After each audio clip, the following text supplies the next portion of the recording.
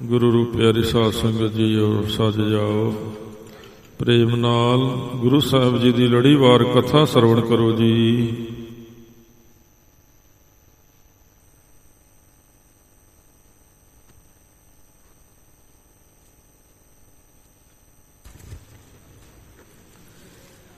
सतनाम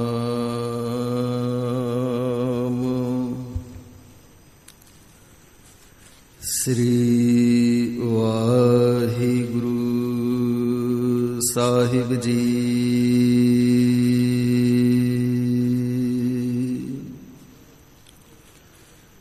एक ओंकार सतनाम करता पुरख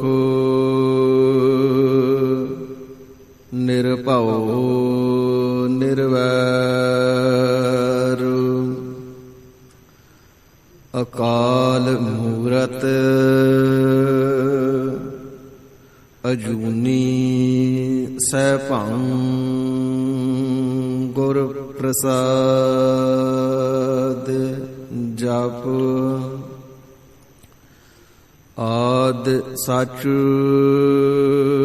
जुगाद सच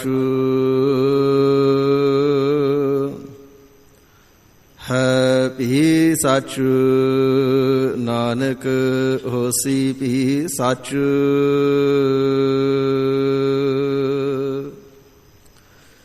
चक्र चिहन अर बरन जात अर पात नहन जिह।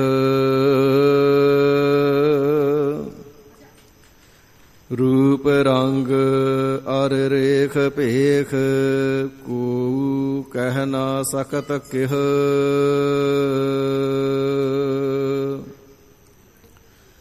अचल मूरत अनभव प्रकाश अमितोज कहजै। कोट इंद्र इंद्राण साहि सहाण गणजै।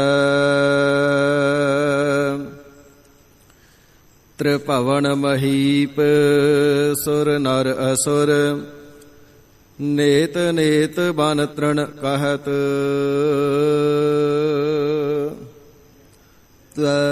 सर्व नाम कथा कवन कर्म नाम बरनत सुमत।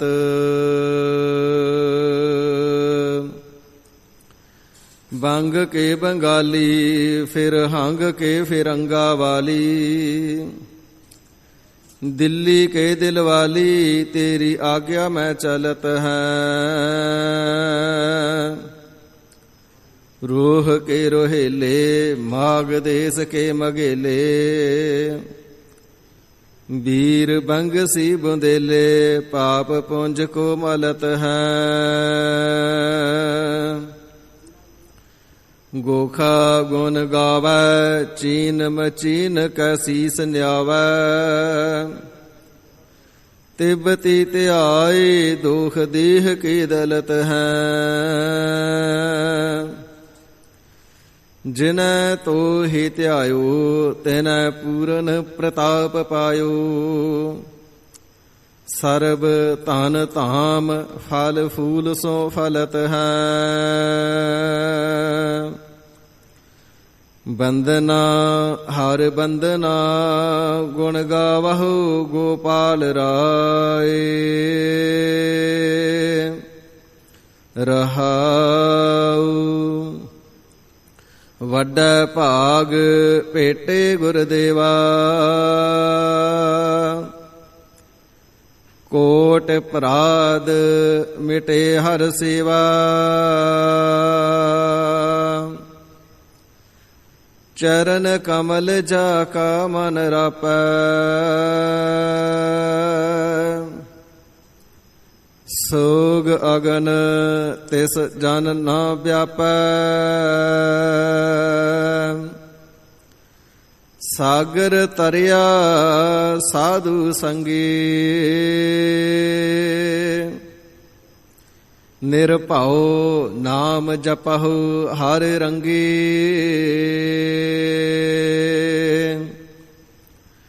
ਪਰ ਧਨ ਦੋਖ ਕਿਛ ਪਾਪ ਨਾ ਫੇੜੇ। ਜਮ ਜੰਦਾਰ ਨ ਆਵੈ ਨੇੜੇ।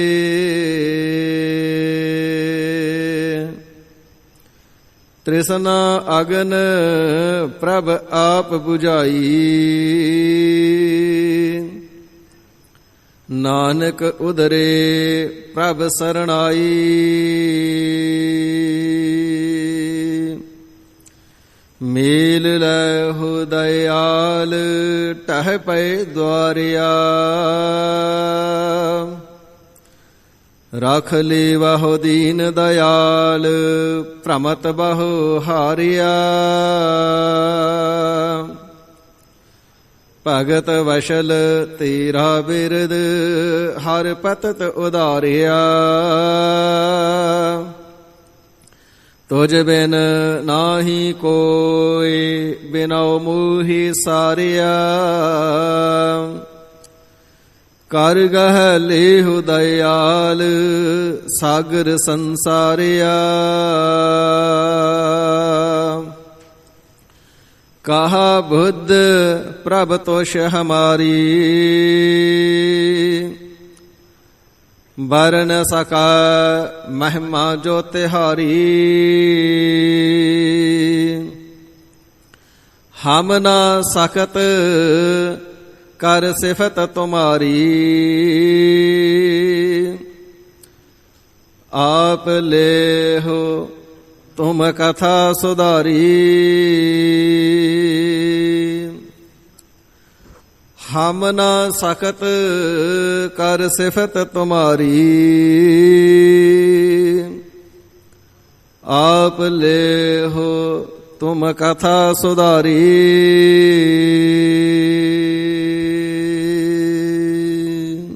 ਸਤਨਾਮ ਸ੍ਰੀ ਵਾਹਿਗੁਰੂ ਸਾਹਿਬ ਜੀ। ਮਿਰਤਕ ਕਉ ਜੀਵਾਲਨਹਾਰ। ਭੂਖੇ ਕਉ ਦੇਵਤ ਆਧਾਰ। ਮਿਰਤਕ ਕਉ ਜੀਵਾਲਨਹਾਰ।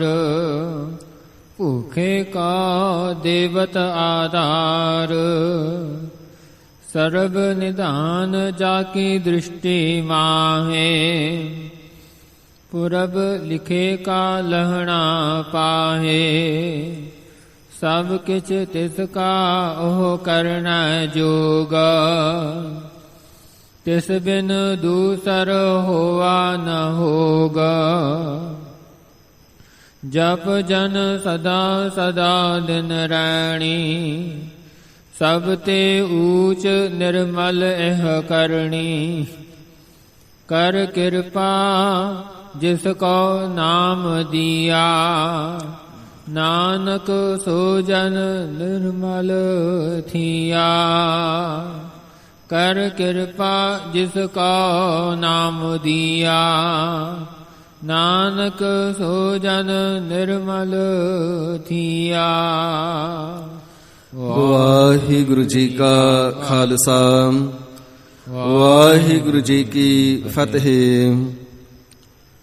ਪਰਮ ਸਨਮਾਨਯੋਗ ਗੁਰੂ ਗਰੀਬ ਨਿਵਾਜ ਵਾਲੀਏ ਕੁਲ ਆਲਮ ਨੂਰੇ ਕਾਇਨਾਤ। ਪੰਥ ਦੇ ਵਾਲੀ ਅੰਮ੍ਰਿਤ ਕੇ ਦਾਤੇ ਚੋਜੀ ਪ੍ਰੀਤਮ ਸਰਬੰਸ ਦਾਨੀ। ਤਖਤਾਂ ਵਾਲੇ ਤਾਜਾਂ ਵਾਲੇ ਫੌਜਾਂ ਵਾਲੇ ਬਾਜਾਂ ਵਾਲੇ ਸਾਹਿਬੇ ਕਮਾਲ ਸ੍ਰੀ ਗੁਰੂ ਗੋਬਿੰਦ ਸਿੰਘ ਸਾਹਿਬ ਸੱਚੇ ਪਾਤਸ਼ਾਹ ਜੀ ਮਹਾਰਾਜ ਆਪਣੀਆਂ ਬਖਸ਼ੀਆਂ ਹੋਈਆਂ ਸੰਗਤਾਂ ਦੇ ਉੱਪਰ ਨਜ਼ਰੇ ਅਨਾਇਤ ਕਰਦਿਆਂ ਹੋਇਆਂ ਆਪਣੇ ਪਾਵਨ ਸਤਜੁਗੀ ਤਪ ਸਥਾਨ ਤਖਤ ਸੱਚਖੰਡ ਸ੍ਰੀ ਹਜ਼ੂਰ ਸ੍ਰੀ ਅਬਚਲ ਨਗਰ ਸਾਹਿਬ ਜੀ ਦੇ ਪਾਵਨ ਸੁਖ ਦੇ ਦਰਸ਼ਨ ਦੀਦਾਰ ਮੇਲੇ ਬਖਸ਼ਿਸ਼ ਕਰਕੇ ਨਿਹਾਲ ਕਿਰਤਾਰਥ ਕਰ ਰਹੇ ਨੇ। ਸਤਿਗੁਰੂ ਜੀ ਦੇ ਪਿਆਰ ਵਾਲਿਆਂ ਨੇ, ਨੇਮ ਵਾਲਿਆਂ ਨੇ, ਪ੍ਰੇਮ ਵਾਲਿਆਂ ਨੇ, ਸ਼ਰਧਾ ਭਾਵਨਾ ਜਿਗਿਆਸਾ ਵਾਲਿਆਂ ਨੇ ਦੂਰੋਂ ਨੇੜਿਓਂ ਦੇਸਾਂ ਪ੍ਰਦੇਸਾਂ ਚੋਂ ਚੱਲ ਕਰਕੇ ਸਤਿਗੁਰਾਂ ਦੇ ਪਾਵਨ ਮੁਬਾਰਕ ਚਰਨ ਕਮਲਾਂ ਵਿਖੇ ਹਾਜ਼ਰੀਆਂ ਭਰ ਕੇ ਆਪਣੇ ਸਮੇਂ ਅਤੇ ਸਵਾਸਾਂ ਨੂੰ ਸਫਲਿਆਂ ਕਰਨੇ ਦਾ ਯਤਨ ਕੀਤਾ ਹੈ। ਸਾਹਿਬਾਂ ਦੇ ਸੱਚਖੰਡ ਦਰਬਾਰ ਦੀ ਰੋਜ਼ਾਨਾ ਦੀ ਮਰਿਆਦਾ ਦੇ ਅਨੁਸਾਰ ਵਕਤ ਹੈ ਸਾਹਿਬ ਸ੍ਰੀ ਗੁਰੂ ਗ੍ਰੰਥ ਸਾਹਿਬ ਸੱਚੇ ਪਾਤਸ਼ਾਹ ਮਹਾਰਾਜ ਸਾਹਿਬ ਜੀ ਦੀ ਪਾਵਨ ਅੰਮ੍ਰਿਤਮਈ ਗੁਰਬਾਣੀ ਦੀ ਚੱਲ ਰਹੀ ਲੜੀਵਾਰ ਕਥਾ ਵਿਚਾਰ ਨੂੰ ਸਰਵਣ ਕਰਨੇ ਦਾ ਸਰਬਤ ਮਾਈ ਭਾਈ ਮਨ ਚਿਤ ਬਿਰਤੀਆਂ ਇਕਾਗਰ ਕਰਕੇ ਗੁਰ ਚਰਨਾਂ ਦਾ ਧਿਆਨ ਧਰਦਿਆਂ ਹੋਇਆਂ ਸਭ ਤੇ ਊਤਮ ਹਰਿ ਕੀ ਕਥਾ ਦੁਆਰਾ ਗੁਰ ਚਰਨਾਂ ਵਿਖੇ ਹੋਰ ਹਾਜ਼ਰੀਆਂ ਭਰ ਕਰਕੇ ਸਤਿਗੁਰੂ ਜੀ ਦੀਆਂ ਖੁਸ਼ੀਆਂ ਪ੍ਰਾਪਤ ਕਰਨੇ ਦਾ ਯਤਨ ਕਰੀਏ। ਰਸਨਾ ਦੀ ਪਵਿੱਤਰਤਾ ਅਤੇ ਹਿਰਦੇ ਦੀ ਇਕਾਗਰਤਾ ਦੇ ਵਾਸਤੇ ਸਰਬਤ ਮਾਈ ਭਾਈ ਸਹਿਤ ਪਿਆਰ ਦੇ ਸਤਿਗੁਰੂ ਜੀ ਦਾ ਬਖਸ਼ਿਸ਼ ਕੀਤਾ ਹੋਇਆ ਪਾਵਨ ਨਾਮ ਉਚਾਰਨ ਕਰਨਾ ਕਰੀਏ ਜੀ। ਸਤਨਾਮ ਸ੍ਰੀ ਵਾਹਿਗੁਰੂ ਸਾਹਿਬ ਜੀ। ਸਤਨਾਮ ਸ੍ਰੀ ਵਾਹਿਗੁਰੂ ਸਾਹਿਬ ਜੀ। ਮ੍ਰਿਤਕ ਕਾ ਜੀਵਾਲਨਹਾਰ। ਸਾਧ ਸੰਗਤ ਜੀਓ, ਸ਼ਹੀਦਾਂ ਦੇ ਸਿਰਤਾਜ, ਸ਼ਾਂਤੀ ਦੇ ਪੁੰਜ, ਗੁਰਬਾਣੀ ਦੇ ਮੁਜੱਸਮੇ, ਬ੍ਰਹਮ ਗਿਆਨ ਦੇ ਸੂਰਜ ਸ੍ਰੀ ਗੁਰੂ ਅਰਜਨ ਦੇਵ ਸੱਚੇ ਪਾਤਸ਼ਾਹ ਜੀ ਮਹਾਰਾਜ ਸਰਬਤ ਜੀਵਾਂ ਦੇ ਭਲੇ ਦੇ ਵਾਸਤੇ, ਕਲਿਆਣ ਦੇ ਵਾਸਤੇ ਪਾਵਨ ਸ੍ਰੀ ਸੁਖਮਨੀ ਸਾਹਿਬ ਜੀ ਦੀ ਅੰਮ੍ਰਿਤਮਈ ਗੁਰਬਾਣੀ ਨੂੰ ਸ੍ਰੀ ਅੰਮ੍ਰਿਤਸਰ ਸਾਹਿਬ ਜੀ ਦੀ ਧਰਤੀ ਤੇ ਰਾਮਸਰ ਸਾਹਿਬ ਸਰੋਵਰ ਦੇ ਕਿਨਾਰੇ ਤੇ ਉਚਾਰਨ ਕਰ ਰਹੇ ਨੇ। ਵਾਹਿਗੁਰੂ ਜੀ ਦੇ ਗੁਣਾਂ ਦਾ ਵਰਣਨ ਕਰ ਰਹੇ ਨੇ। ਐਸੀ ਗੁਰਬਾਣੀ ਨੂੰ ਸਤਿਗੁਰੂ ਸੱਚੇ ਪਾਤਸ਼ਾਹ ਜੀ ਨੇ ਰਚਨਾ ਕੀਤਾ ਹੈ, ਜਿਸ ਦਾ ਹਰ ਰੋਜ਼ ਪਾਠ ਕਰਨੇ ਦੇ ਨਾਲ 24,000 ਸਵਾਸ ਸਫਲੇ ਹੋ ਜਾਂਦੇ ਨੇ। ਰਾਤ ਦਿਨ ਸਫਲਾ ਹੋ ਜਾਂਦਾ ਹੈ। 84 ਦੇ ਗੇੜੇ ਕੱਟੇ ਜਾਂਦੇ ਨੇ। ਸਭ ਤੇ ਊਚ ਪਾਏ ਅਸਥਾਨ, ਬਾਹਰ ਨਾ ਹੋਵੇ ਆਵਨ ਜਾਨ।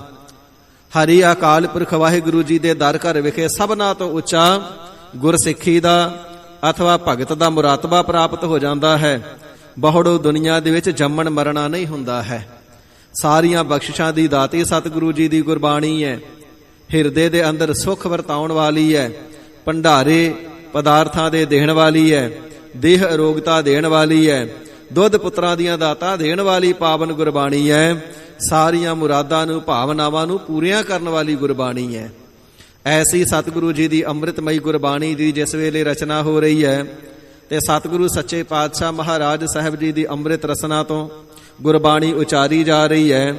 ਭਾਈ ਸਾਹਿਬ ਭਾਈ ਗੁਰਦਾਸ ਜੀ ਅੰਮ੍ਰਿਤ ਬਾਣੀ ਨੂੰ ਲਿਖ ਰਹੇ ਨੇ ਤੇ ਜਦੋਂ ਸਤਿਗੁਰੂ ਸਾਹਿਬ ਜੀ ਇਵੇਂ ਹਰੀ ਅਕਾਲ ਪੁਰਖ ਵਾਹਿਗੁਰੂ ਜੀ ਦੀ ਉਸਤਤੀ ਦਾ ਵਰਣਨ ਕਰ ਰਹੇ ਨੇ ਨਾ, ਤੇ ਬੇਨਤੀ ਕਰਨਾ ਕੀਤੀ, ਗਰੀਬ ਨਿਵਾਜ ਸੱਚੇ ਪਾਤਸ਼ਾਹ ਜੀ, ਜਿਸ ਵਾਹਿਗੁਰੂ ਦੀ ਉਸਤਤੀ ਦਾ ਆਪ ਜੀ ਉਪਦੇਸ਼ ਦੇ ਰਹੇ ਹੋ ਤੇ ਇਸ ਵਾਹਿਗੁਰੂ ਜੀ ਦੇ ਅੰਦਰ ਸ਼ਕਤੀ ਕਿੰਨੀ ਕੁ ਹੈ। ਤੇ ਸਤਿਗੁਰੂ ਸੱਚੇ ਪਾਤਸ਼ਾਹ ਜੀ ਫਰਮਾਨ ਕਰਨਾ ਕਰਦੇ ਨੇ, ਭਲਿਓ ਉਸ ਵਾਹਿਗੁਰੂ ਜੀ ਦੀ ਸ਼ਕਤੀ ਤਾਂ ਬੇਅੰਤ ਹੈ। ਸ਼ਕਤੀਆਂ ਦਾ ਅੰਤ ਨਹੀਂ ਆਉਂਦਾ।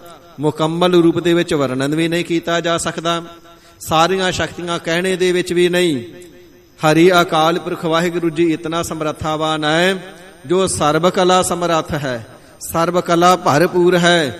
ਸਾਰੀਆਂ ਕਲਾ ਤੇ ਨਹੀਂ ਗਿਣੀਆਂ ਜਾ ਸਕਦੀਆਂ। ਪਰ ਆਪ ਜੀ ਪੁੱਛਣਾ ਕਰਦੇ ਹੋ ਤੇ ਦੱਸਦੇ ਹਾਂ, ਮਿਰਤਕ ਕਉ ਜੀਵਾਲਨਹਾਰ। ਉਹ ਹਰੀ ਅਕਾਲ ਪੁਰਖ ਵਾਹਿਗੁਰੂ ਇਹੋ ਜਿਹਾ ਹੈ ਜਿਹੜਾ ਮਿਰਤਕਾਂ ਨੂੰ ਜਿਉਂਦੇ ਕਰਨ ਵਾਲਾ ਹੈ, ਮੁਰਦਿਆਂ ਨੂੰ ਜਿਉਂਦੇ ਕਰਨ ਵਾਲਾ ਹੈ। ਮਿਰਤਕ ਕਉ ਪਾਇਓ ਤਨ ਸਾਸਾ, ਬਿਸ਼ਰਤ ਆਨ ਮਿਲਾਇਆ।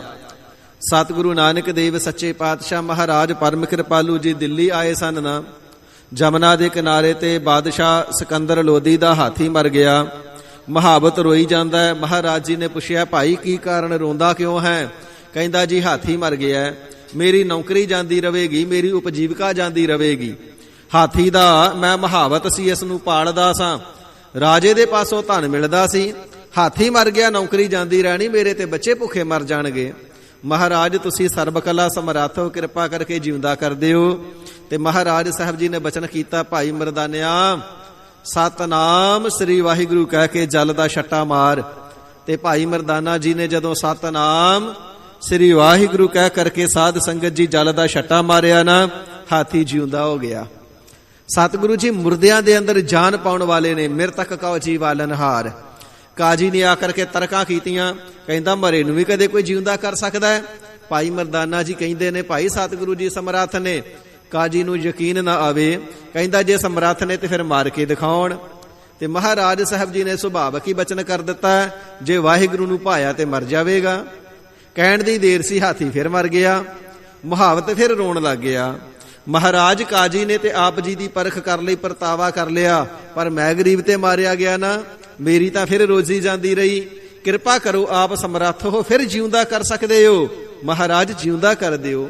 ਫਿਰ ਸਤਿਗੁਰੂ ਜੀ ਨੇ ਬਚਨ ਕੀਤਾ, ਵਾਹਿਗੁਰੂ ਨੂੰ ਭਾਇਆ ਤੇ ਜਿਉਂਦਾ ਹੋ ਜਾਵੇਗਾ। ਸਾਧ ਸੰਗਤ ਜੀ ਫਿਰ ਹਾਥੀ ਜਿਉਂਦਾ ਹੋ ਗਿਆ। ਇਸ ਪ੍ਰਕਾਰ ਗਰੀਬ ਨਿਵਾਜ ਸਾਹਿਬ ਜੀ ਫਰਮਾਵਣਾ ਕਰਦੇ ਨੇ ਤੇ ਇਸ ਕਰਤੇ ਦੀਆਂ ਬੇਅੰਤ ਸ਼ਕਤੀਆਂ ਨੇ। ਸਰਗੁਣ ਸਰੂਪ ਧਾਰਨ ਕਰਕੇ ਗੁਰੂ ਨਾਨਕ ਦੇਵ ਸਾਹਿਬ ਜੀ ਦੇ ਸਰੂਪ ਦੇ ਅੰਦਰ ਆਏ। ਜ਼ਾਹਰ ਕਲਾ ਨਾ ਛਪੈ ਛਪਾਈ, ਕਲਾ ਇਤਨੀਆਂ ਜ਼ਿਆਦਾ ਨੇ, ਸ਼ਕਤੀਆਂ ਇਤਨੀਆਂ ਜ਼ਿਆਦਾ ਨੇ ਕਿ ਛੁਪਾਇਆ ਵੀ ਛੁਪਦੀਆਂ ਨਹੀਂ। ਜਿਵੇਂ ਸੂਰਜ ਦੇ ਚੜ੍ਹਨੇ ਤੋਂ ਉਪਰੰਤ ਪ੍ਰਕਾਸ਼ ਛੁਪਾਇਆ ਨਹੀਂ ਜਾ ਸਕਦਾ, ਇਸ ਦੀ ਧੁੱਪ, ਇਸ ਦਾ ਚਾਨਣਾ ਛੁਪਾਇਆ ਨਹੀਂ ਜਾ ਸਕਦਾ, ਇਵੇਂ ਵਾਹਿਗੁਰੂ ਜੀ ਦੀਆਂ ਕਲਾ ਬੇਅੰਤ ਨੇ, ਜਿਹੜੀਆਂ ਛੁਪਾਉਣ ਦਾ ਯਤਨ ਕੀਤਾ ਜਾਵੇ ਤਾਂ ਵੀ ਛੁਪਾਈਆਂ ਨਹੀਂ ਜਾ ਸਕਦੀਆਂ। ਐਸਾ ਉਹ ਹਰੀ ਅਕਾਲ ਪੁਰਖ ਵਾਹਿਗੁਰੂ ਹੈ, ਮੁਰਦਿਆਂ ਦੇ ਅੰਦਰ ਪ੍ਰਾਣ ਕਲਾ ਪਾਉਣ ਵਾਲਾ ਹੈ, ਜਿੰਦ ਪਾਉਣ ਵਾਲਾ ਹੈ।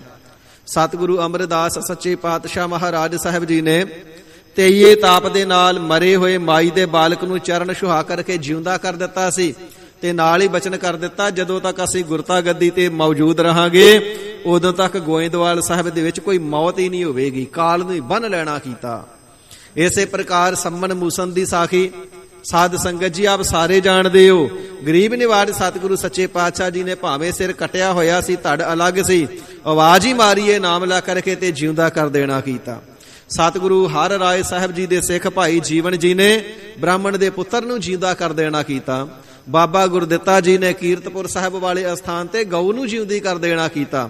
ਕਲਗੀਧਰ ਸੱਚੇ ਪਾਤਸ਼ਾਹ ਮਹਾਰਾਜ ਸਾਹਿਬ ਜੀ ਨੇ ਸਿੱਖੀ ਦੀ ਪਰਖ ਕਰਨ ਵਾਸਤੇ, ਆਪਣੇ ਪਿਆਰਿਆਂ ਦੀ ਸਿਰਜਣਾ ਕਰਨ ਵਾਸਤੇ, ਖਾਲਸਾ ਪੰਥ ਦੀ ਸਿਰਜਣਾ ਕਰਨ ਵਾਸਤੇ ਆਵਾਜ਼ ਮਾਰ ਕਰਕੇ ਗੁਰਸਿੱਖਾਂ ਨੂੰ ਬੁਲਾਵਣਾ ਕੀਤਾ ਹੈ। ਸਤਿਗੁਰਾਂ ਦੇ ਬੁਲਾਵੇ ਤੇ ਆਵਾਜ਼ ਤੇ ਵਾਰੀ-ਵਾਰੀ ਆ ਕਰਕੇ 5 ਸਿੱਖਾਂ ਨੇ ਸੀਸ ਭੇਟ ਕਰਨਾ ਕੀਤੇ ਨੇ ਤੇ ਕਲਗੀਧਰ ਸੱਚੇ ਪਾਤਸ਼ਾਹ ਜੀ ਨੇ ਆਪਣੇ ਦਸਤੇ ਮੁਬਾਰਕ ਦੇ ਨਾਲ, ਹਸਤ ਕਮਲਾਂ ਦੇ ਨਾਲ, ਆਪਣੀ ਸ਼ਮਸ਼ੀਰ ਸ੍ਰੀ ਸਾਹਿਬ ਦੇ ਨਾਲ 5 ਸਿੱਖਾਂ ਦੇ ਸੀਸ ਕੱਟ ਦਿੱਤੇ ਨੇ, ਧੜ ਤੋਂ ਜੁਦਾ ਅਲੱਹਦਾ ਅਲੱਗ ਕਰ ਦਿੱਤੇ ਨੇ।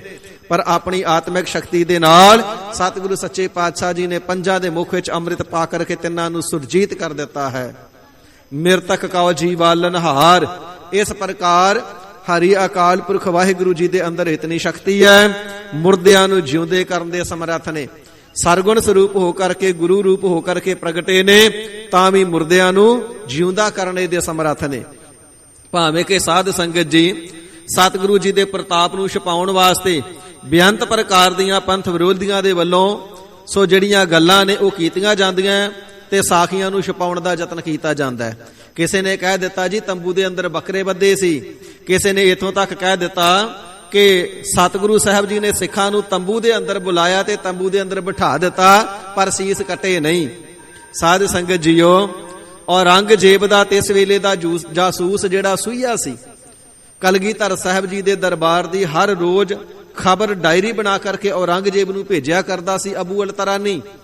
ਉਹ ਆਪਣੀ ਲਿਖਤ ਦੇ ਅੰਦਰ ਲਿਖਣਾ ਕਰਦਾ, ਮੈਂ ਆਪਣੀਆਂ ਅੱਖਾਂ ਦੇ ਨਾਲ ਦੇਖਿਆ ਹੈ, ਕਲਗੀਧਰ ਸਾਹਿਬ ਜੀ ਸਿੱਖ ਨੂੰ ਬੁਲਾਉਂਦੇ ਨੇ, ਪਕੜ ਕੇ ਮੰਚ ਤੇ ਭਾਵ ਸਟੇਜ ਤੇ ਲੈ ਜਾਂਦੇ ਨੇ, ਥੜਾ ਸਾਹਿਬ ਤੇ ਲੈ ਜਾਂਦੇ ਨੇ ਤੇ ਸਭਨਾਂ ਦੇ ਦੇਖਦਿਆਂ ਸ਼ਮਸ਼ੀਰ ਮਾਰ ਕਰਕੇ ਜਿਹੜਾ ਸੀਸ ਹੈ ਧੜ ਤੋਂ ਅਲੱਗ ਕਰ ਦਿੰਦੇ ਨੇ। ਕਿਸੇ ਪ੍ਰਕਾਰ ਸ਼ੰਕਾ ਕਰਨਾ ਬਣਦਾ ਨਹੀਂ। ਸਤਿਗੁਰ ਮੇਰਾ ਸਰਬ ਪ੍ਰਤ ਪਾਲਾ ਹੈ, ਸਤਿਗੁਰ ਮੇਰਾ ਮਾਰ ਜੀਵਾਲਾ ਹੈ। ਸਤਿਗੁਰੂ ਸੱਚੇ ਪਾਤਸ਼ਾਹ ਜੀ ਮਾਰ ਕੇ ਉਪਰੰਤ ਜਿਉਂਦਿਆਂ ਕਰਨੇ ਦੀ ਤਾਕਤ ਰੱਖਦੇ ਨੇ, ਸ਼ਕਤੀ ਰੱਖਦੇ ਨੇ। ਸਤਿਗੁਰੂ ਅਰਜਨ ਦੇਵ ਸਾਹਿਬ ਜੀ ਮਹਾਰਾਜ ਫਰਮਾਵਣਾ ਕਰਦੇ ਨੇ, ਸਿੱਖੋ ਹਰੀ ਅਕਾਲ ਪੁਰਖ ਵਾਹਿਗੁਰੂ ਐਸਾ ਬਰਕਤਾਂ ਸ਼ਕਤੀਆਂ ਵਾਲਾ ਹੈ ਜਿਹੜਾ ਮੁਰਦਿਆਂ ਨੂੰ ਜਿਉਂਦੇ ਕਰਨ ਵਾਲਾ ਹੈ। ਇਸੇ ਪ੍ਰਕਾਰ ਇਹ ਜਿਹੜਾ ਮਨ ਹੈ ਨਾ, ਸ਼ੁਭ ਵਿਚਾਰ ਦੇ ਵੱਲੋਂ ਮਰਿਆ ਹੋਇਆ ਹੈ ਤੇ ਬੁਰਾਈਆਂ ਵੱਲ ਬੜਾ ਬਲਵਾਨ ਤਕੜਾ ਹੋਇਆ ਹੈ। ਸਤਿਗੁਰੂ ਜੀ ਕਿਰਪਾਲਤਾ ਕਰਕੇ ਇਸ ਸ਼ੁਭ ਵਿਚਾਰਾਂ ਵੱਲੋਂ ਮਰੇ ਹੋਏ ਮਨ ਨੂੰ ਨਾਮ ਰੂਪੀ ਅੰਮ੍ਰਿਤ ਦੇ ਕਰਕੇ ਭਗਤੀ ਦੇ ਪਾਸੇ ਵਾਲੀ ਜਿਉਂਦਾ ਕਰਨੇ ਵਾਲੇ ਨੇ। ਜਿਨ੍ਹਾਂ ਦਾ ਮਨ ਹੀ ਬੰਦਗੀ ਵੱਲੋਂ ਮਰ ਗਿਆ ਹੋਇਆ ਹੈ, ਬੰਦਗੀ ਦੇ ਵੱਲ ਆਉਂਦਾ ਹੀ ਨਹੀਂ, ਵਾਹਿਗੁਰੂ ਜੀ ਦਾ ਨਾਮ ਕਦੇ ਸੁਣਦਾ ਹੀ ਨਹੀਂ। ਨਾਮ ਸੁਨਤ ਜਨ ਬਿਸ਼ੂ ਡਸਾਨਾ।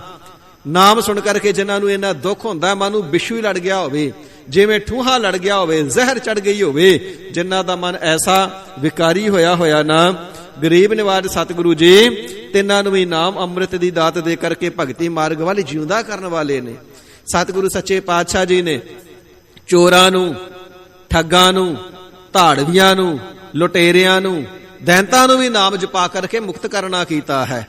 ਐਸਾ ਹਰੀ ਅਕਾਲ ਪੁਰਖ ਵਾਹਿਗੁਰੂ ਜੀ ਦਾ ਬਿਰਦ ਹੈ। ਜਿਨ੍ਹਾਂ ਦਾ ਮਨ ਮਰ ਚੁੱਕਿਆ ਭਗਤੀ ਵੱਲੋਂ, ਉਹਨਾਂ ਨੂੰ ਵੀ ਸਾਹਿਬ ਜੀ ਬੰਦਗੀ ਬਖਸ਼ ਕਰਕੇ ਸਦ ਜੀਵਨ ਬਖਸ਼ਣ ਵਾਲੇ ਨੇ। ਸਦਾ ਸਦਾ ਜੀਵਾਲਣ ਹਾਰ ਹਨ ਜੀ। ਭੂਕੇ ਕਾ ਦੇਵਤ ਆਧਾਰ। ਤੇ ਜਿਹੜਾ ਢਿੱਡੋਂ ਭੁੱਖਾ ਨਾ, ਮਹਾਰਾਜ ਸੱਚੇ ਪਾਤਸ਼ਾਹ ਜੀ ਤਿੰਨਾਂ ਨੂੰ ਆਧਾਰ ਭੋਜਨ ਦਾ ਆਸਰਾ ਦੇਣ ਵਾਲੇ ਨੇ। ਮਾਲਵੇ ਦੇਸ਼ ਦੇ ਵਿੱਚ ਕਾਲਾ ਫੂਲ ਤੇ ਸੰਦਲੀ ਆਪਣੇ ਭਤੀਜਿਆਂ ਨੂੰ ਲੈ ਕਰਕੇ ਸਤਿਗੁਰੂ ਹਰਿ ਰਾਏ ਸਾਹਿਬ ਜੀ ਦੇ ਸਨਮੁਖ ਆਇਆ ਸੀ ਨਾ, ਤਿੰਨਾਂ ਨੇ ਮਹਾਰਾਜ ਸਾਹਿਬ ਜੀ ਦੇ ਅੱਗੇ ਢਿੱਡ ਖੜਕਾਏ ਨੇ ਹੱਥ ਮਾਰ ਕਰਕੇ। ਮਹਾਰਾਜ ਜੀ ਪੁੱਛਦੇ, ਕਾਲਿਆ ਕੀ ਕਹਿੰਦੇ ਨੇ? ਕਹਿਣ ਲੱਗਾ, ਮਹਾਰਾਜ ਸੱਚੇ ਪਾਤਸ਼ਾਹ ਜੀ ਢਿੱਡੋਂ ਭੁੱਖੇ ਨੇ, ਕੁਝ ਖਾਣ ਲਈ ਮੰਗਦੇ ਨੇ।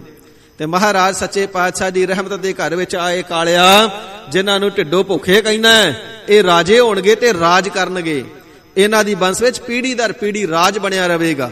ਇਸ ਪ੍ਰਕਾਰ ਸਤਿਗੁਰੂ ਸੱਚੇ ਪਾਤਸ਼ਾਹ ਮਹਾਰਾਜ ਸਾਹਿਬ ਜੀ ਨੇ ਜਿਹੜੇ ਢਿੱਡੋਂ ਭੁੱਖੇ ਸਨ, ਉਹਨਾਂ ਨੂੰ ਆਧਾਰ ਆਸਰਾ ਦੇ ਦਿੱਤਾ ਹੈ, ਰਾਜ ਭਾਗ ਦੇ ਮਾਲਕ ਬਣਾ ਦਿੱਤਾ ਹੈ। ਅੱਜ ਵੀ ਕੈਪਟਨ ਅਮਰਿੰਦਰ ਸਿੰਘ ਨੂੰ ਮਹਾਰਾਜਾ ਤਾਂ ਹੀ ਆਖਿਆ ਜਾਂਦਾ ਹੈ ਕਿਉਂਕਿ ਫੂਲ ਅਤੇ ਸੰਦਲੀ ਦੀ ਵੰਸ਼ ਦੇ ਵਿੱਚੋਂ ਇਸ ਪ੍ਰਕਾਰ ਜੀਂਦ ਅਤੇ ਕੈਂਥਲ ਦੇ ਰਾਜੇ ਬਣੇ ਸਨ, ਜਿਹੜੀ ਅੱਜ ਵੀ ਰਾਜਿਆਂ ਦੀ ਵੰਸ਼ ਚੱਲੀ ਆਉਂਦੀ ਹੈ। ਸਤਿਗੁਰੂ ਸੱਚੇ ਪਾਤਸ਼ਾਹ ਮਹਾਰਾਜ ਜੀ ਭੁੱਖਿਆਂ ਨੂੰ ਰਜਾ ਦੇਣ ਵਾਲੇ ਨੇ। ਜਿਸ ਵੇਲੇ ਸਾਧ ਸੰਗਤ ਜੀ ਕਾਲ ਪੈ ਗਿਆ, ਅੰਨ ਦਾ ਦਾਣਾ ਵੀ ਲੱਭਿਆ ਨਹੀਂ ਸੀ ਲੱਭਦਾ, ਕਲਗੀਧਰ ਸੱਚੇ ਪਾਤਸ਼ਾਹ ਮਹਾਰਾਜ ਸਾਹਿਬ ਜੀ ਨੇ ਇਤਨੇ ਲੰਗਰ ਚਲਾਏ, ਸਾਰੇ ਦੇਸ਼ ਦਾ ਕਾਲ ਮੇਟ ਦੇਣਾ ਕੀਤਾ। ਭੁੱਖਿਆਂ ਨੂੰ ਭੋਜਨ ਦੇਣ ਵਾਲੇ ਨੇ। ਥੋੜੇ ਸਾਲ ਪਹਿਲਾਂ ਕਸ਼ਮੀਰ ਦੇ ਵਿੱਚ ਸ੍ਰੀਨਗਰ ਦੇ ਅੰਦਰ ਹੜ੍ਹ ਆ ਗਏ, ਸਭ ਕੁਝ ਲੋਕਾਂ ਦਾ ਰੁੜ ਪੁੜ ਗਿਆ, ਖਾਣ ਵਾਸਤੇ ਕੁਝ ਨਾ ਬਣਿਆ।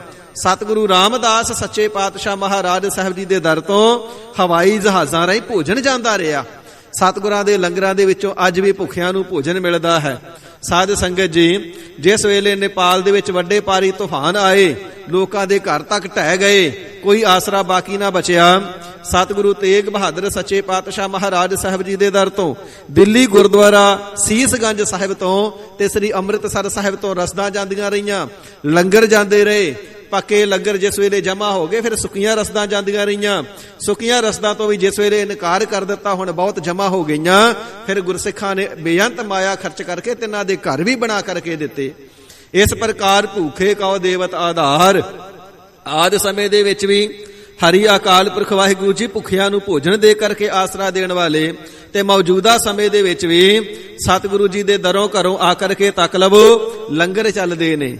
ਇੱਥੇ ਕੋਈ ਹਿੰਦੂ ਆ ਜਾਵੇ, ਮੁਸਲਮਾਨ ਆ ਜਾਵੇ, ਕਿਸੇ ਧਰਮ ਦਾ, ਕਿਸੇ ਮਜ਼ਹਬ ਦਾ, ਕਿਸੇ ਫਿਰਕੇ ਦਾ, ਕਿਸੇ ਸ਼੍ਰੇਣੀ ਦਾ ਆ ਜਾਵੇ, ਇਸੇ ਜਾਤ ਨਹੀਂ ਜੇ ਪੁੱਛੀ ਜਾਂਦੀ। ਥੋੜੇ ਦਿਨ ਪਹਿਲਾਂ ਇੱਕ ਵੀਡੀਓ ਵਾਇਰਲ ਹੋਈ ਸੀ, ਇੱਕ ਮੁਸਲਮਾਨ ਬੱਚਾ ਮੰਦਿਰ ਦੇ ਵਿੱਚ ਪਾਣੀ ਪੀਣ ਵਾਸਤੇ ਵੜ ਗਿਆ। ਉਹਨਾਂ ਮੰਦਿਰ ਵਾਲਿਆਂ ਨੇ ਕੁੱਟ-ਕੁੱਟ ਕੇ ਬੁਰਾ ਹਾਲ ਕਰ ਦਿੱਤਾ। ਤੂੰ ਮੰਦਿਰ ਦੇ ਵਿੱਚ ਪੈਰ ਰੱਖਿਆ ਤੇ ਰੱਖਿਆ ਕਿਵੇਂ? ਤੂੰ ਦੂਸਰੇ ਮਤ ਦਾ ਵਾਲਾ ਹੋ ਕਰਕੇ ਮੰਦਿਰ ਵਿੱਚ ਵੜ ਕਿਵੇਂ ਗਿਆ, ਪ੍ਰਵੇਸ਼ ਕਿਵੇਂ ਕਰ ਗਿਆ? ਪਰ ਸਾਧ ਸੰਗਤ ਜੀ, ਸਤਿਗੁਰੂ ਸੱਚੇ ਪਾਤਸ਼ਾਹ ਮਹਾਰਾਜ ਸਾਹਿਬ ਜੀ ਦੀ ਪਿਆਰ ਗਲਵਕੜੀ ਤੇ ਐਸੀ ਵਿਸ਼ਾਲ ਹੈ, ਕੁੱਲ ਕਾਇਨਾਤ ਨੂੰ, ਕਰੋੜਾਂ ਬ੍ਰਹਮੰਡਾਂ ਨੂੰ ਸਤਿਗੁਰੂ ਜੀ ਆਪਣੀ ਗਲਵਕੜੀ ਦੇ ਵਿੱਚ ਲੈ ਲੈਂਦੇ ਨੇ। ਇੱਥੇ ਅੱਜ ਵੀ ਭੁੱਖਿਆਂ ਨੂੰ ਭੋਜਨ ਮਿਲਦਾ ਹੈ। ਸਾਰੇ ਧਰਮਾਂ, ਸਾਰੇ ਮਜ਼ਹਬਾਂ ਦੇ ਲੋਕ ਗੁਰੂ ਘਰਾਂ ਦੇ ਵਿੱਚ ਆ ਕਰਕੇ ਲੰਗਰ ਛਕਦੇ ਨੇ, ਕਿਸੇ ਦੀ ਇੱਥੇ ਜਾਤ ਨਹੀਂ ਪੁੱਛੀ ਜਾਂਦੀ। ਸਤਿਗੁਰੂ ਸੱਚੇ ਪਾਤਸ਼ਾਹ ਮਹਾਰਾਜ ਜੀ ਫਰਮਾਨ ਕਰਦੇ ਨੇ, ਐਸਾ ਆਦਿ ਕਾਲ ਤੋਂ, ਮੁੱਢ ਕਦੀਮਾ ਤੋਂ ਹਰੀ ਅਕਾਲ ਪੁਰਖ ਵਾਹਿਗੁਰੂ ਜੀ ਦਾ ਸੁਭਾਅ ਹੈ। ਭੂਖੇ ਕਉ ਦੇਵਤ ਆਧਾਰ। ਭੁੱਖਿਆਂ ਨੂੰ ਭੋਜਨ ਦੇ ਕਰਕੇ ਤਿੰਨਾਂ ਦੀ ਪ੍ਰਤਪਾਲਣਾ ਕਰਨਾ ਕਰਦੇ ਨੇ ਵਾਹਿਗੁਰੂ ਜੀ। ਇਸੇ ਪ੍ਰਕਾਰ ਜਿਨ੍ਹਾਂ ਨੂੰ ਭੁੱਖ ਪਦਾਰਥਾਂ ਦੀ ਹੈ, ਜਿਨ੍ਹਾਂ ਨੂੰ ਇੱਛਾ ਚਾਹਤ ਹੈ ਸਾਨੂੰ ਪਦਾਰਥ ਮਿਲ ਜਾਣ, ਸਾਨੂੰ ਨੌਕਰੀ ਮਿਲ ਜਾਵੇ, ਸਾਨੂੰ ਚਾਕਰੀ ਮਿਲ ਜਾਵੇ, ਸਾਡਾ ਅਹੁਦਾ ਵੱਡਾ ਹੋ ਜਾਵੇ, ਸਾਨੂੰ ਮੁਰਾਤਬਾ ਮਿਲ ਜਾਵੇ, ਗੱਡੀਆਂ ਮੋਟਰਾਂ ਮਿਲ ਜਾਣ, ਘਰ ਮਕਾਨ ਇਤਿਆਦਿਕ ਪੱਕੇ ਬਣ ਜਾਣ, ਭੁੱਖ ਹੋਵੇ ਪੁੱਤ ਪੋਤਰਿਆਂ ਦੀ, ਮੇਰਾ ਪਰਿਵਾਰ ਵਧੇ, ਸਤਿਗੁਰੂ ਜੀ ਮਨ ਦੀਆਂ ਭੁੱਖਾਂ ਵੀ ਮੇਟ ਦਿੰਦੇ ਨੇ। ਉਹਨਾਂ ਭੁੱਖਿਆਂ ਨੂੰ ਵੀ ਸਾਰੀਆਂ ਦਾਤਾਂ ਦੇ ਕਰਕੇ ਕਿਰਤਾਰਥ ਕਰਦੇ ਨੇ। ਆਸਰਾ ਦੇਣੇ ਵਾਲੇ ਹਨ ਹਰੀ ਅਕਾਲ ਪੁਰਖ ਵਾਹਿਗੁਰੂ ਸਰਬ ਕਲਾ ਸਮਰੱਥ ਪਰਮਾਤਮਾ ਜੀ। ਸਰਬ ਨਿਧਾਨ ਜਾ ਕੀ ਦ੍ਰਿਸ਼ਟੀ ਮਾਹੇ। ਸਾਰੇ ਖਜ਼ਾਨੇ ਜਿਸ ਹਰੀ ਅਕਾਲ ਪੁਰਖ ਵਾਹਿਗੁਰੂ ਜੀ ਦੀ ਨਜ਼ਰ ਦੇ ਵਿੱਚ ਹੀ ਹੈ। ਕਿਰਪਾ ਕਟਾਖ ਅਵਲੋਕਨ ਕੀਨੋ, ਦਾਸ ਕਾ ਦੁਖ ਬਿਦਾਰਿਓ।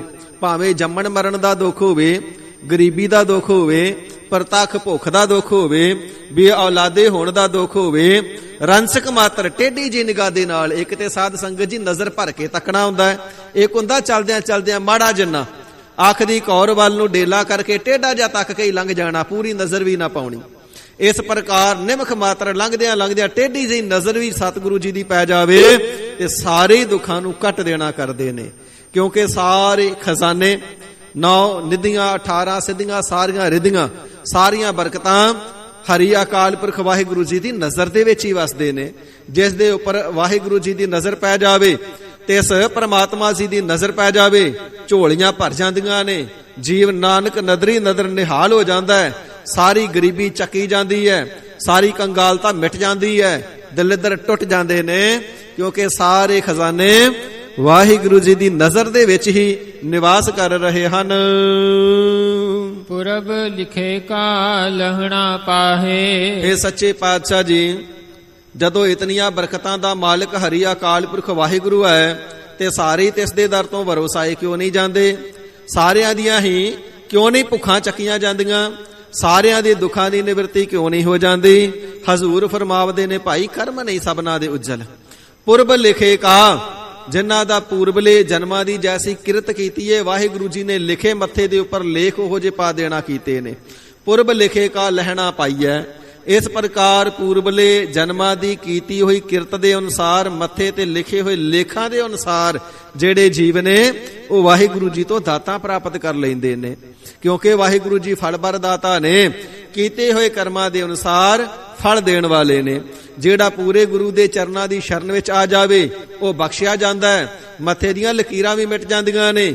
ਉਹ ਹਰੀ ਵਾਹਿਗੁਰੂ ਜੀ ਦੇ ਦਰ ਤੋਂ ਸਹਿਜੇ ਹੀ ਵਰਸਾਏ ਜਾਂਦੇ ਹਨ। ਜਿਹੜੇ ਪੂਰੇ ਗੁਰੂ ਦੀ ਸ਼ਰਨ ਵਿੱਚ ਨਹੀਂ ਆਉਂਦੇ, ਕੱਚਿਆਂ ਪਿੱਲਿਆਂ ਅਧੂਰਿਆਂ ਦੇ ਦਰਾਂ ਤੇ ਤੁਰੇ ਫਿਰਦੇ ਨੇ, ਮੜੀਆਂ ਮੱਟਾਂ ਕਬਰਾਂ ਤੇ ਤੁਰੇ ਫਿਰਦੇ ਨੇ, ਭਾਈ ਉਹਨਾਂ ਦੀ ਭੁੱਖ ਨਹੀਂ ਮਿਟਦੀ। ਉਹ ਕਰਮਾਂ ਤੋਂ ਵੱਧ ਕੁਛ ਲੈ ਨਹੀਂ ਸਕਦੇ। ਵਿਣ ਕਰਮਾ ਕਿਛ ਪਾਈਐ ਨਾਹੀ, ਜੇ ਬਹੁ ਤੇਰਾ ਧਾਵੈ। ਬਹੁਤ ਲੋਕ ਭੱਜੇ ਦੌੜੇ ਫਿਰਦੇ ਨੇ, ਪਰ ਕਰਮਾਂ ਤੋਂ ਬਹੁਤਾ ਤੇ ਵਕਤ ਤੋਂ ਪਹਿਲਾਂ ਕਿਸੇ ਨੂੰ ਨਹੀਂ ਮਿਲਦਾ ਜਿਹੜੇ ਗੁਰੂ ਕੀ ਸ਼ਰਨ ਦੇ ਵਿੱਚ ਨਹੀਂ ਆਏ। ਹਜ਼ੂਰ ਫਰਮਾਉਂਦੇ ਨੇ, ਭਾਈ ਸਾਰੇ ਤਾਂ ਨਹੀਂ ਬਖਸ਼ੇ ਜਾਂਦੇ, ਸਾਰਿਆਂ ਦੀਆਂ ਮੁਕੰਮਲ ਰੂਪ ਵਿੱਚ ਝੋਲੀਆਂ ਤਾਂ ਨਹੀਂ ਭਰਦੀਆਂ। ਮੱਥੇ ਦੇ ਭਾਗ ਹੀ ਐਸੇ ਉਹਨਾਂ ਦੇ ਮੰਦੇ ਨੇ, ਪੂਰੇ ਗੁਰੂ ਕੀ ਸ਼ਰਨ ਆਉਂਦੇ ਨਹੀਂ ਤੇ ਵਾਹਿਗੁਰੂ ਜੀ ਤੋਂ ਵਰਸਾਏ ਜਾਂਦੇ ਨਹੀਂ ਹਨ ਜੀ। ਉਹ ਸਭ ਕਿਛ ਤਿਸ ਕਾ ਉਹ ਕਰਨਾ ਜੋਗ। ਸਭ ਕਿਛ ਤਿਸ ਪਰਮੇਸ਼ਰ ਦਾ ਹੀ ਪੈਦਾ ਕੀਤਾ ਹੋਇਆ ਹੈ। ਜਿਤਨੇ ਵੀ ਖੰਡ ਹਨ, ਬ੍ਰਹਿਮੰਡ ਹਨ, ਇੱਕ ਇੱਕ ਬ੍ਰਹਿਮੰਡ ਦੇ ਅੰਦਰ 14 ਲੋਕ ਗਿਣੇ ਜਾਂਦੇ ਨੇ। 7 ਆਕਾਸ਼ 7 ਪਾਤਾਲ ਇੱਕ ਬ੍ਰਹਿਮੰਡ ਦੇ ਅੰਦਰ ਨੇ। ਕਰੋੜਾਂ ਬ੍ਰਹਿਮੰਡ ਪ੍ਰਮਾਤਮਾ ਜੀ ਦੇ ਪੈਦਾ ਕੀਤੇ ਨੇ। ਇਸ ਪ੍ਰਕਾਰ ਹਜ਼ੂਰ ਫਰਮਾਵਣਾ ਕਰਦੇ ਨੇ, ਸਭ ਕੁਛ ਤਿਸ ਹਰੀ ਅਕਾਲ ਪੁਰਖ ਵਾਹਿਗੁਰੂ ਜੀ ਦਾ ਹੀ ਪੈਦਾ ਕੀਤਾ ਹੋਇਆ ਹੈ। ਇਹ ਬ੍ਰਿਸ਼, ਇਹ ਪਹਾੜ, ਇਹ ਮੈਦਾਨੀ ਇਲਾਕੇ, ਇਹ ਸਾਗਰ, ਇਹ ਮਨੁੱਖ, ਇਹ ਇਸਤਰੀਆਂ, ਇਸੇ ਪ੍ਰਕਾਰ ਸਾਰੇ ਹੀ ਨਰ ਨਾਰੀ ਜੀਵ ਪਸ਼ੂ ਪੰਛੀ ਇਤਿਆਦਿਕ ਕਿੰਦਰ ਪਿਸਾਚ ਦਾਨਵ ਮਾਨਵ ਸਾਰੇ ਉਸਦੇ ਹੀ ਪੈਦਾ ਕੀਤੇ ਨੇ। ਉਹ ਕਰਨਹਾਰ, ਸਾਰਿਆਂ ਨੂੰ ਪੈਦਾ ਕਰਨੇ ਦੇ ਸਮਰੱਥ ਹੈ। ਉਹ ਸਾਰਿਆਂ ਦੀ ਪ੍ਰਤਪਾਲਣਾ ਕਰਨੇ ਦੇ ਸਮਰੱਥ ਹੈ। ਉਹ ਸਾਰਿਆਂ ਨੂੰ ਸੰਘਾਰਨੇ ਦੇ ਸਮਰੱਥ ਹੈ। ਉਹ ਪਰਮਾਤਮਾ ਹਰੀ ਅਕਾਲ ਪੁਰਖ ਵਾਹਿਗੁਰੂ। ਤਿਸ ਬਿਨ ਦੂਸਰ ਹੋਆ ਨ ਹੋਗਾ। ਇਸ ਵਾਹਿਗੁਰੂ ਜੀ ਤੋਂ ਬਿਨਾਂ ਸ੍ਰਿਸ਼ਟੀ ਨੂੰ ਪੈਦਾ ਕਰਨ ਵਾਲਾ, ਜੀਵਾਂ ਨੂੰ ਪੈਦਾ ਕਰਨ ਵਾਲਾ, ਪ੍ਰਤਪਾਲਣਾ ਕਰਨ ਵਾਲਾ ਤੇ ਲੈਤਾ ਕਰਨੇ ਵਾਲਾ ਨਾ ਕੋਈ ਪਹਿਲਾਂ ਹੀ ਹੋਇਆ ਸੀ ਤੇ ਨਾ ਕੋਈ ਹੋਗ, ਨਾ ਹੀ ਕੋਈ ਅੱਗੇ ਹੋਵੇਗਾ। ਆਦ ਸਮੇਂ ਤੋਂ ਸ੍ਰਿਸ਼ਟੀ ਕਰਤਾ ਹਰੀ ਅਕਾਲ ਪੁਰਖ ਵਾਹਿਗੁਰੂ ਆਪ ਹੈ। ਸਭਨਾਂ ਦੇ ਪੇਟ ਨੂੰ ਭਰਨ ਵਾਲਾ ਤੇ ਪ੍ਰਾਣ ਕਾਲਾ ਅੰਤ ਸਮੇਂ ਕੱਢ ਲੈਣਾ ਵੀ ਵਾਲਾ ਉਹ ਆਪ ਹੈ। ਸਭਨਾਂ ਦਾ ਜੀਵਨ ਰੂਪ ਤੇ ਸੁਖ ਸਰੂਪ ਉਹ ਆਪ ਹੈ। ਉਸ ਤੋਂ ਬਿਨਾਂ ਨਾ ਕੋਈ ਦਾਤਾ ਆਦਿ ਕਾਲ ਦੇ ਵਿੱਚ ਹੋਇਆ ਹੈ ਤੇ ਨਾ ਹੀ ਕੋਈ ਆਉਣ ਵਾਲੇ ਸਮੇਂ ਦੇ ਵਿੱਚ ਕਦੇ ਹੋਵੇਗਾ ਤਿਸ ਦੇ ਬਰਾਬਰ, ਤਿਸ ਦੇ ਵਰਗਾ ਸਮਰੱਥ। ਕੇਵਲ ਤਾਂ ਕੇਵਲ ਉਹ ਆਪ ਹੀ ਹੈ। ਜਪ ਜਨ ਸਦਾ ਸਦਾ ਦਿਨ ਰਹਿਣੀ। ਸੋ ਹਜ਼ੂਰ ਪਾਤਸ਼ਾਹ ਜੀ ਫਿਰ ਸਾਡੇ ਵਾਸਤੇ ਕਰਨੇ ਯੋਗ ਕਰਮ ਕੀ ਹੈ? ਜਿਸ ਦੇ ਨਾਲ ਮੱਥੇ ਦੇ ਮਾੜੇ ਲੇਖ ਮਿਟ ਜਾਣ, ਜਿਸ ਦੇ ਨਾਲ ਹਰੀ ਅਕਾਲ ਪੁਰਖ ਵਾਹਿਗੁਰੂ ਜੀ ਦੀ ਦਰਗਾਹ ਦੇ ਵਿੱਚ ਪ੍ਰਵਾਨ ਹੋ ਜਾਈਏ ਤੇ ਜਨਮ ਸਾਡਾ ਸਫਲਾ ਹੋ ਜਾਵੇ। ਪਾਤਸ਼ਾਹ ਜੀ ਫਰਮਾਵਣਾ ਕਰਦੇ ਨੇ, ਸਿੱਖੋ ਸਭ ਤੇ ਊਚ ਨਿਰਮਲ ਇਹ ਕਰਨੀ, ਸਾਰਿਆਂ ਤੋਂ ਉੱਚੀ ਕਰਨੀ, ਸਾਰਿਆਂ ਤੋਂ ਨਿਰਮਲ ਸੁਚੀ ਕਰਨੀ, ਨਿਰਮਲ ਮੈਲ ਤੋਂ ਰਹਿਤ, ਸਾਰਿਆਂ ਦੇ ਨਾਲੋਂ ਉਜਲ ਕਰਨੀ ਇਹੀ ਉਹੀ ਹੈ। ਜਪ ਜਨ ਸਦਾ ਸਦਾ ਦਿਨ ਰਹਿਣੀ। ਭਾਈ ਤਿਸ ਹਰੀ ਅਕਾਲ ਪੁਰਖ ਵਾਹਿਗੁਰੂ ਜੀ ਦੇ ਨਾਮ ਨੂੰ ਸਦਾ ਸਦਾ ਦਿਨ ਰਾਤ ਦੀ ਸੰਗਿਆ ਕਰਕੇ ਜਪਣਾ ਕਰ। ਜਿਸ ਦੇ ਵਰਗਾ ਨਾ ਹੀ ਕੋਈ ਪਹਿਲਾਂ ਕਦੇ ਹੋਇਆ ਨਾ ਅੱਗੇ ਹੋਵੇਗਾ। ਜਪ ਜਨ ਹੈ ਜਨ ਪੁਰਸ਼, ਤਿਸ ਦੇ ਨਾਮ ਨੂੰ ਸਦਾ ਸਦਾ ਦਿਨ ਰਹਿਣ ਜਪਣਾ ਕਰ। ਸਾਰਾ ਸਾਰਾ ਦਿਨ ਤਿਸ ਦੇ ਨਾਮ ਦਾ ਹੀ ਚਿੰਤਨ ਕਰ, ਰਾਤਰੀ ਦੇ ਸਮੇਂ ਵੀ ਤਿਸ ਦੇ ਹੀ ਨਾਮ ਦਾ ਚਿੰਤਨ ਕਰ। ਮਹਾਰਾਜ ਪ੍ਰਾਪਤ ਕੀ ਹੋਵੇਗਾ? ਜੋ ਤੇਰੇ ਹਿਰਦੇ ਦੇ ਵਿੱਚ ਅਗਿਆਨਤਾ ਦੀ ਰਹਿਣੀ ਰਾਤ ਪਈ ਹੋਈ ਹੈ ਨਾ, ਹਿਰਦੇ ਦੇ ਅੰਦਰ ਅੰਧ ਗੁਬਾਰ ਬਣਿਆ ਹੋਇਆ, ਅਗਿਆਨਤਾ ਦਾ ਹਨੇਰਾ ਬਣਿਆ ਹੋਇਆ ਨਾ, ਗਿਆਨ ਰੂਪੀ ਦਿਨ ਚੜ ਜਾਵੇਗਾ, ਪ੍ਰਕਾਸ਼ ਹੋ ਜਾਵੇਗਾ। ਹਿਰਦੇ ਦੇ ਅੰਦਰ ਹਨੇਰਾ ਚੱਕਿਆ ਜਾਵੇਗਾ, ਮਿਟ ਜਾਵੇਗਾ। ਤੇ ਇਸ ਦੇ ਨਾਮ ਨੂੰ ਜਦੋਂ ਦਿਨ ਰਾਤ ਜਪਣਾ ਕਰੇਗਾ। ਸਭ ਤੇ ਊਚ ਨਿਰਮਲ ਇਹ ਕਰਨੀ, ਸਾਰਿਆਂ ਦੇ ਨਾਲੋਂ ਉੱਚੀ ਅਤੇ ਸੁੱਚੀ ਇਹੋ ਹੀ ਕਰਨੀ ਹੈ। ਸਾਰਿਆਂ ਦੇ ਨਾਲੋਂ ਉੱਚੀ ਇਹ ਕਰਨੀ ਹੈ, ਜਿਸ ਕਰਨੀ ਨੂੰ ਕਰ ਕਰਕੇ ਨਿਰਮਲ ਤੇਰਾ ਹਿਰਦਾ ਪਵਿੱਤਰ ਹੋ ਜਾਵੇਗਾ, ਤੇਰਾ ਅੰਤਸ਼ਕਰਨ ਸ਼ੁੱਧ ਹੋ ਜਾਵੇਗਾ। ਜੋ ਜਨਮਾਂ ਜਨਮਾਂਤਰਾਂ ਦੀ ਮੈਲ ਲੱਗੀ ਹੋਈ ਹੈ ਨਾ, ਜਨਮ ਜਨਮ ਕੀ ਇਸ ਮਨ ਕਉ ਮਲ ਲਾਗੀ, ਕਾਲਾ ਹੋਵਾ ਸਿਆਹੋ। ਇਹ ਕਾਲਾ ਸਿਆਹ ਹੋਇਆ ਹੋਇਆ ਮਨ ਤੇਰਾ ਉਜਲ ਹੋ ਜਾਵੇਗਾ, ਨਿਰਮਲ ਹੋ ਜਾਵੇਗਾ। ਉੱਚੀ ਤੇ ਸੁੱਚੀ ਕਰਨੀ ਵੀ ਇਹੋ ਹੀ ਹੈ। ਇਹ ਉੱਚੀ ਕਰਨੀ ਕਰਨੇ ਦੇ ਨਾਲ ਤੇਰਾ ਹਿਰਦਾ ਨਿਰਮਲ ਹੋ ਜਾਵੇਗਾ। ਤੇਰੇ ਜੀਵਨ ਦੇ ਅੰਦਰ ਜੋ ਮਨਮੁਖਤਾਈ ਦਾ ਅੰਧ ਗੁਬਾਰ ਬਣਿਆ ਹੋਇਆ ਹੈ, ਤੇਰਾ ਜੀਵਨ ਵੀ ਉਜਲ ਹੋ ਜਾਵੇਗਾ। ਇਸ ਕਰਨੀ ਨੂੰ ਕਰਨੇ ਦੇ ਨਾਲ ਨਿਰਮਲ ਮੁਖ ਲਾ ਕਰਕੇ, ਉਜਲ ਮੁਖ ਲਾ ਕਰਕੇ ਵਾਹਿਗੁਰੂ ਜੀ ਦੇ ਸਨਮੁਖ ਜਾਵੇਗਾ। ਕਰ ਕਿਰਪਾ ਜਿਸ ਕੋ ਨਾਮ ਦਿਆ। ਹਜ਼ੂਰ ਜੀ ਫਰਮਾਵਣਾ ਕਰਦੇ ਹਨ, ਜਿਸ ਦੇ ਉੱਪਰ ਹਰੀ ਪ੍ਰਮਾਤਮਾ ਵਾਹਿਗੁਰੂ ਜੀ ਨੇ ਕਿਰਪਾ ਕੀਤੀ ਹੈ ਨਾ, ਪੂਰਾ ਗੁਰੂ ਹੋ ਕਰਕੇ ਤਿਸ ਨੂੰ ਹੀ ਗੁਰ ਮੰਤਰ ਮੂਲ ਮੰਤਰ ਦੇ ਰੂਪ ਦੇ ਵਿੱਚ ਨਾਮ ਦੀ ਦਾਤ ਬਖਸ਼ਿਸ਼ ਕਰਨਾ ਕੀਤੀ ਹੈ। ਨਾਨਕ ਸੋ ਜਨ ਨਿਰਮਲ ਥੀਆ।